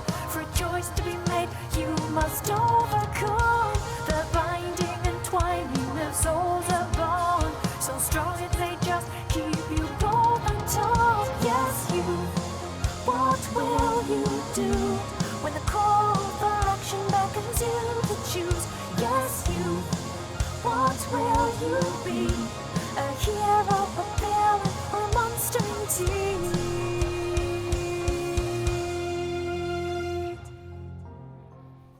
Nice. Some really good cuts in there, absolutely. So my first feedback, and that you can kind of disregard that already, is that why start your first text splash by telling who's making the vocals in the game? But then I realized after seeing the whole trailer that this is it's a visual novel kind of thing, right?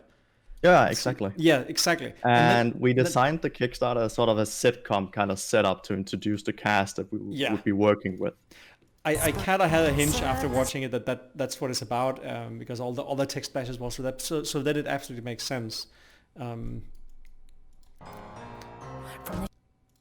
There's some really good cuts as well.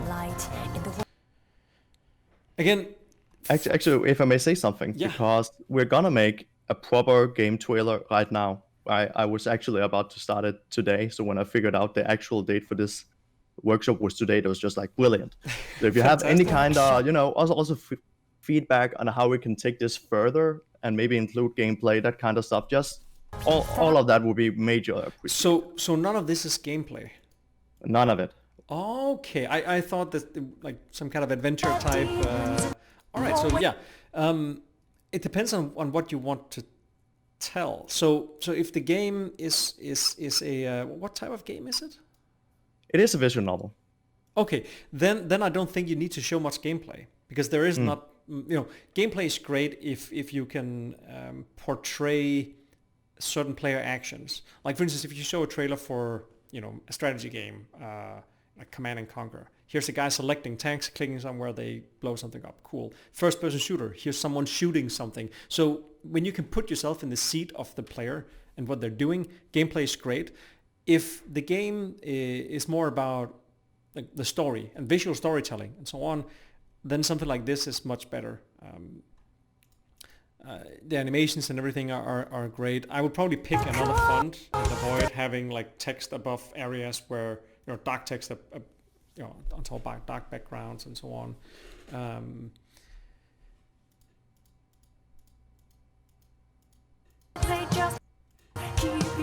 As I said, general feedback. I don't know what I kind of get the feeling of what the style of game is going to be like, but the music itself could use a bit higher production value. But again, it's also Kickstarter, so when you do a Kickstarter, you're doing it because you want to sell the idea of what it can become rather than what it is. So I would say that also kind of gets a pass because you want to be able to get enough funds and talent to improve all of the different things in the game. Why do a Kickstarter if everything is perfect, right? What will you do when the call... And I would also say stuff like adding, like a roar sound and a slice sound and so on. Those little things would just add a little bit of extra, so it doesn't feel like here's just music playing and footage in the background, especially since this is not gameplay. This is actual cinematic work. This shot, by the way, is super cool. That's really nice. What will you be? Yeah, animations are nice, but yeah, overall, I would pick. I like what you do here as well. Where what I get from this is that these characters are side characters, whereas the others were main characters. Yes, correct. And here we actually use some in-game background and some sprites from the game. Yeah, perfect. Yeah, some good cutting there. Yeah, I don't have much more than that. I would change the fonts. I would see if I would get the production quality a bit higher, add a sound pass, and then I think you're there. I don't think you need much more. You don't have an end splash. Well, you have an end splash that says that it's now on Kickstarter. No, but like a proper end splash like you showed in the other trailers. Yes, something about if you're live on Kickstarter, you're probably also, or at least you should be live on Steam, and why not start getting Steam wish lists or GOG wish lists gathered up as soon as you possibly can. I would also start the trailer because I was confused about, is this the game I'm watching or cinematics? Because it says visual novel, so it could be the game. But if it's not the game, always have a little disclaimer in the beginning that says not in-game footage or something like that. Yeah, really, really nice. Thank you for the feedback. No worries. Jack the Riddler educational game. Okay, first of all, I hope this is temporarily because it's, you have capital, lowercase, lowercase. But I guess that's just temporarily since it's unlisted as well. Who is the creator of this thing? So it has been submitted by Bo. And from Ahoot Games, I don't know whether we still have Bo on the on the server. He was here earlier. It's also been a long one. Let me. So this is a 2-minute one. So let's see. So this is an educational game, as far as I understand. New version of Jack the Ripper. It's still a work in progress. All right.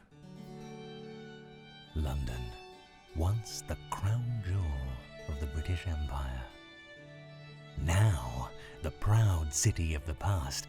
Okay, this is really good, but there's some key technical things. I don't know if this is in-game footage or not, but whenever you do any kind of pans in-game footage and you record it, make sure that those pans run absolutely smooth, because when you're pre-recording something for trailers, you can use all the tricks in the book. You can put it on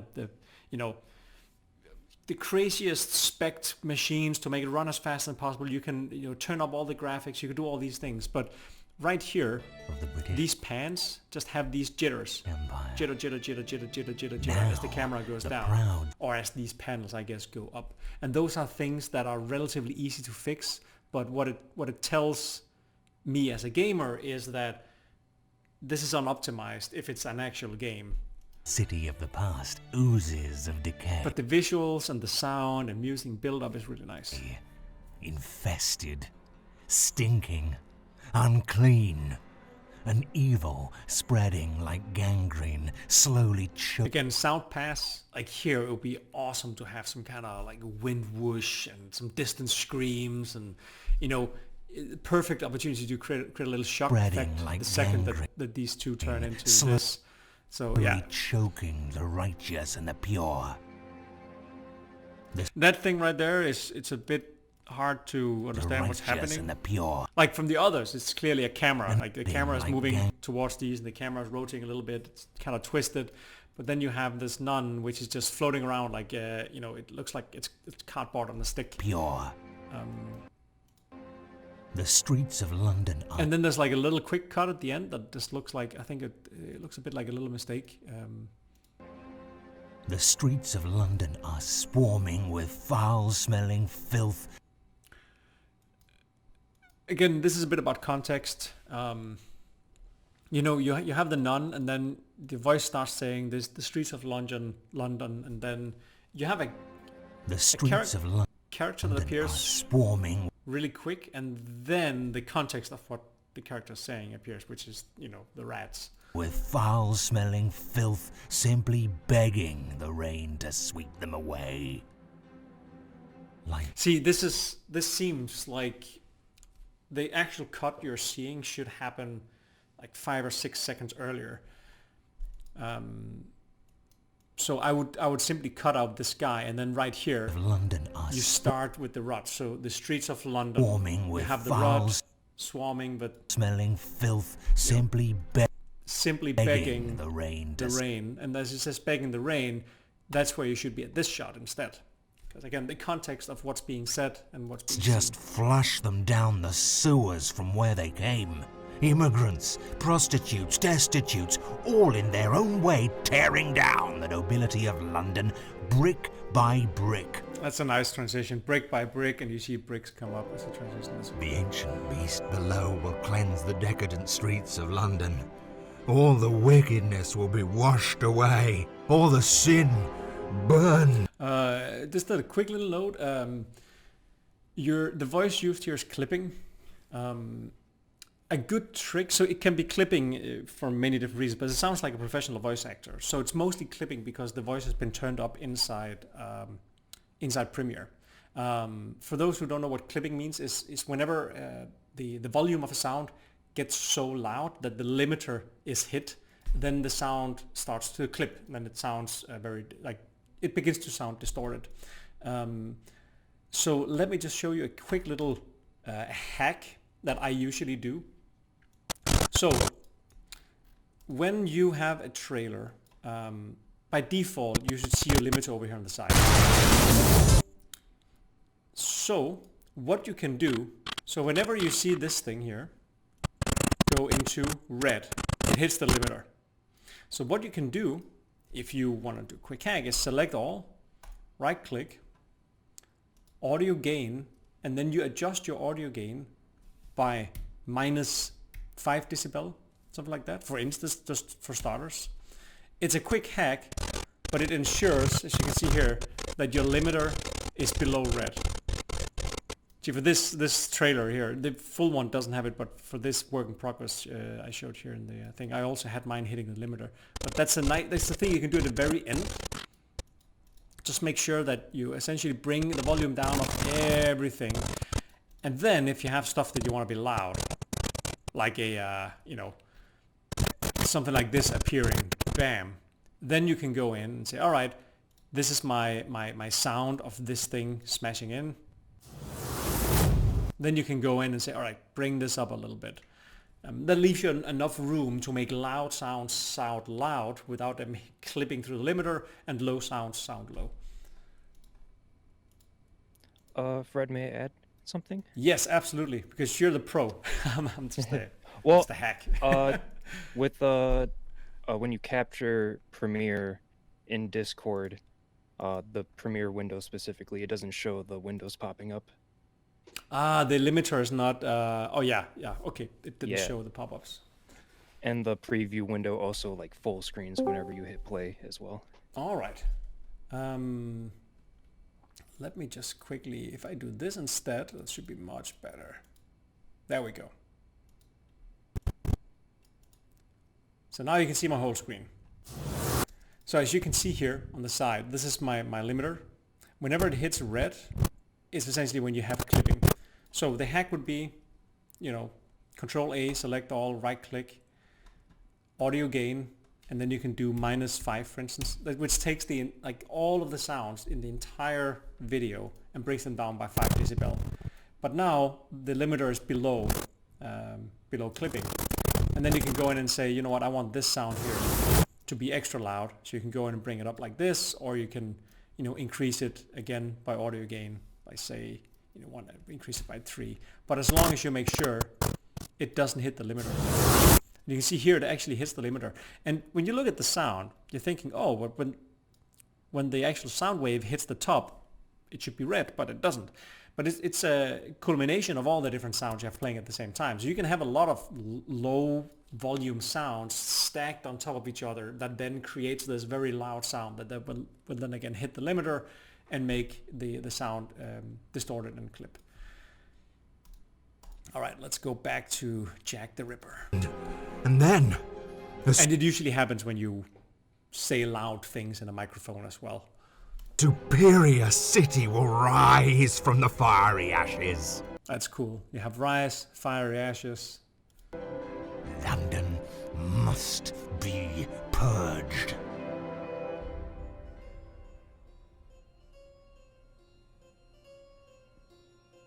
Here I would bring up the music.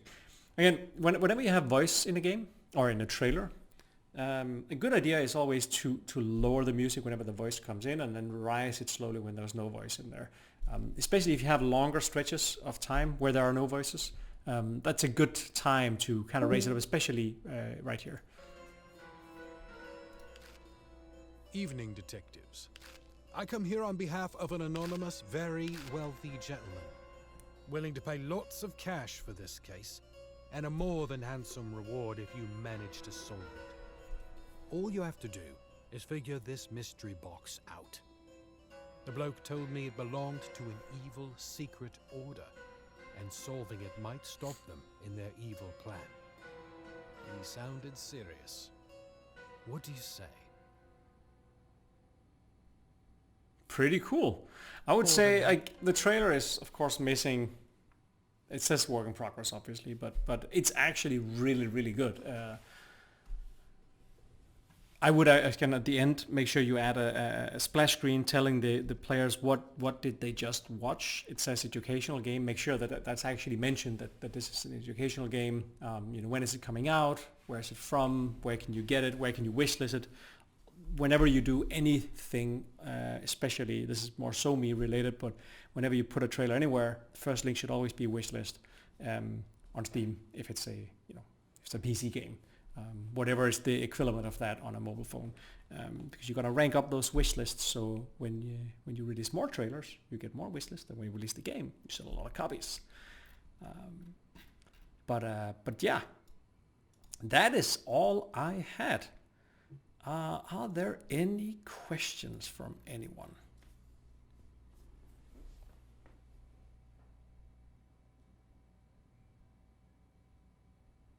So just to make sure that the sound effects you mentioned, were they all for SoundSnap? You can use SoundSnap for that, but let me give you a good example here. So if you want to make something that really, really sounds good, I would get Boom Library. So the Boom Library is used in a bunch of AAA games. I also, as you can see, Marvel Studios, and Dolby, and Nintendo, and Blizzard Entertainment, and so on. But they're not as expensive as you might think, especially not if you go back and get some of the older products, like, for instance, the trailer set. I use the Boom Library trailer kit. So if you go to Boom Library products, now they have so much more stuff than... I actually think they have free sound packs now as well. I think they made some of them free. Well, cinematic series, that is free. Yeah, and here it is. So this one, the trailer's designed. Oh shit! All right, I got this like 10 years ago, and they have clearly become more popular since then. But yeah, these are the effects that I use.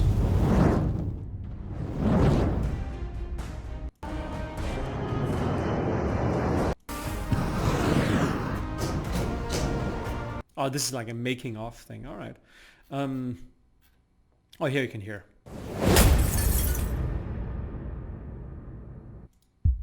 You know, they have a lot of different things.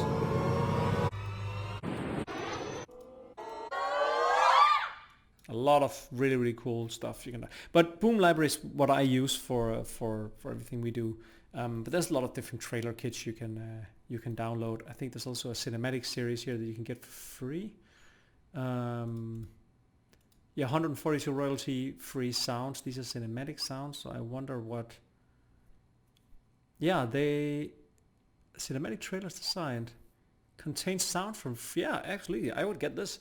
So this pack is free, and it includes 142 sounds. Some of them being from trailers, some of them being for cinematic metal impacts, and some from this one. So yeah, Nice. there's some good stuff in there. Absolutely. But I think we could do just make a gathering of all the links of all the things that you've talked about. I will actually do that right now in. I'll do that right now in the chat. So there's Boom Library, then there's Sound Snap, and Sound Snap is Sound Snap. You can find anything you can find. Let's see, whoosh impact, for instance, and then you just get tons of royalty-free sounds. Here's a horror impact, and you can. These are you get a bunch of them for free, but otherwise a subscription is relatively cheap. We have a studio license for this. So $17 a month or $19 a month. And then you can also buy sounds individually, and then that's like a couple of dollars each. So that would be this one. Then there's Video Hive, which is part of the what's called In-Battle Market. This thing has over 2 million things of video effects, stock footage, and so on. But that's only on the video. We use this for so many things. Even if you have a logo for a game, say you created a flat logo. You know, here's the name of our game in Photoshop. You can go into graphics, and then if you already know, all right, we'd like this logo to have a little bit of depth, or we'd like it to look like a professional, 3D logo, something like that.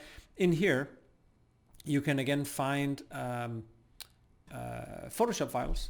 Just here's a PSD, download it, drag your own logo in there, and then it will look like this or like this, and then you can get all these awesome effects. There's also Graphic Burger is another one. This is called Graphic River. But let me just get back to videohive.net. So stock footage and After Effects. I don't have much more.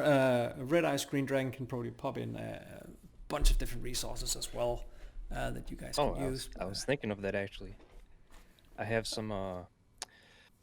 I use some free resources. There's something I see a lot is individuals in this sort of editing industry that enjoy creating free stock footage, and some of it is in 4K as well, and they will have a website where they're just free to download, royalty free and just fully free, and I can link to some that I use.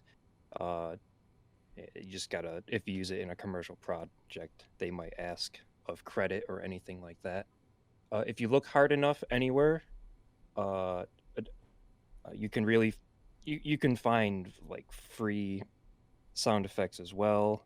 If you are on the cheaper end, or if you're not looking to spend a lot of money on the trailer, just be careful, because sometimes people will put free stuff out there, but it will not be like a Creative Commons sort of use. It might have different copyrights on it.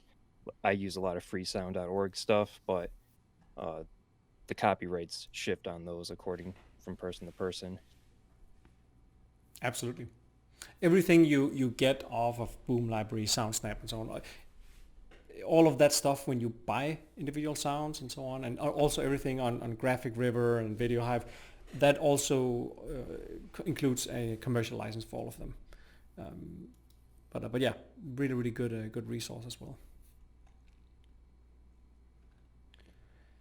All right. Can you hear me? Right. Yes. Hey, Mads. Okay, cool. Hey, I have a question. So if you have to make like a really short trailer, let's say 15 seconds to 30 seconds, because like if you would make mobile games, usually like on Apple and Android, they can only be like 30 seconds long at tops. So I was just wondering, if you want to cram a lot of stuff in, how short can a individual clip be before it just gets like confusing to watch?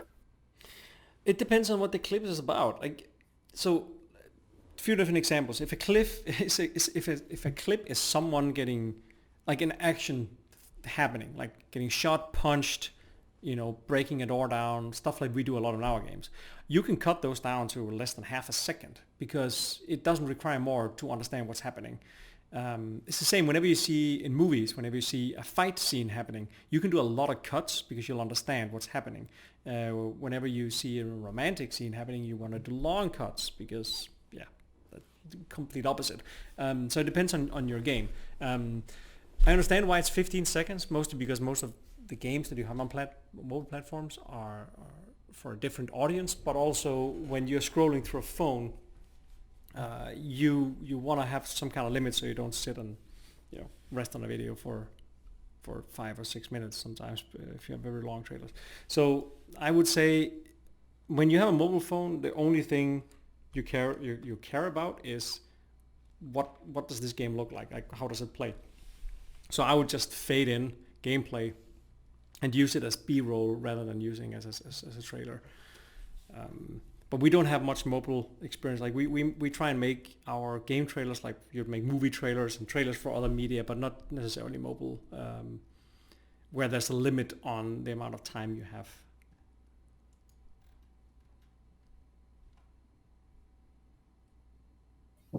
All right. So, Fred, I actually have a bunch of questions, but I'll just ask you one. All right.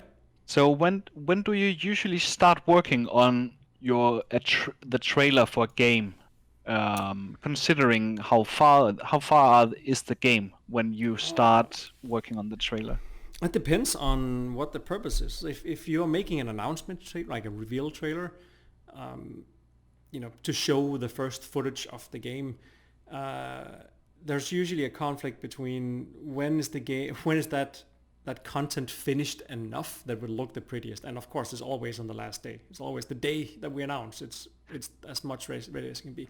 The Iron Fury Aftershock trailer, I made that on the same day. Like I started and ended the whole thing in one day because that's when the footage could be ready. But I'd love to do it before, but it all depends on how fast it takes to make a trailer and like how many passes you want to go through. We've had trailers with like 15 or 16 different drafts. I think the first Iron Fury trailer, we did 15 different drafts where my process actually, it would be pretty fun to show you what the drafts look like for a trailer. So my process when working with teams, you have teams that has a say, is that I do a lot of drafts.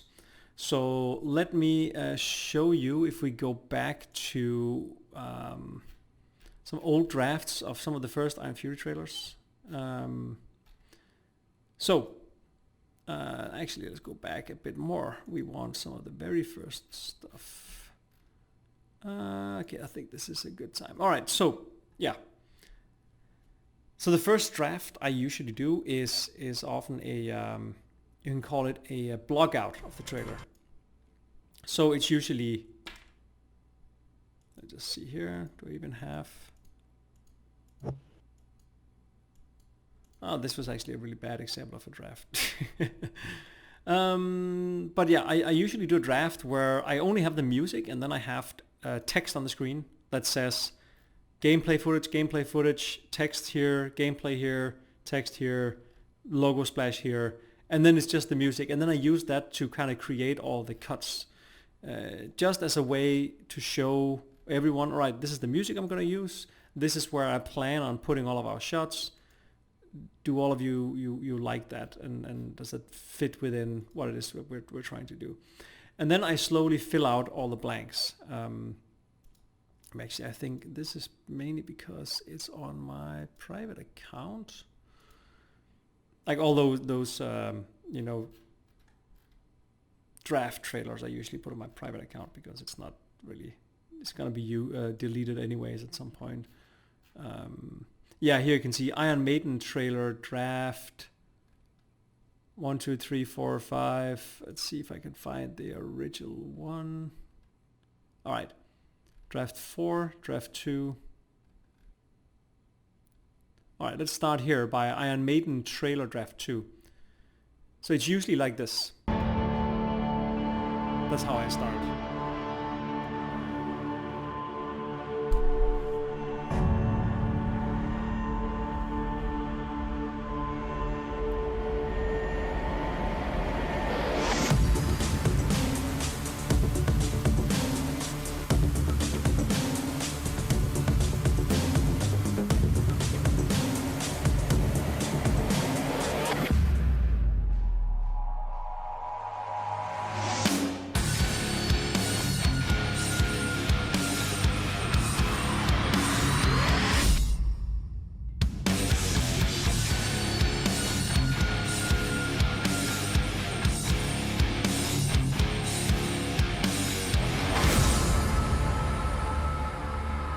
So as you can see, that's usually how trailers for me begin. Just here's the music being put together, and this is how I imagine the shots.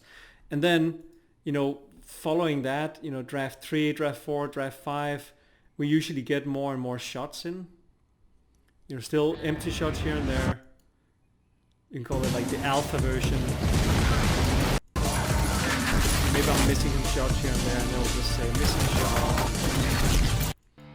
The After Effects stuff I'm not done yet, and so on. Yeah. So I hope that answered your question.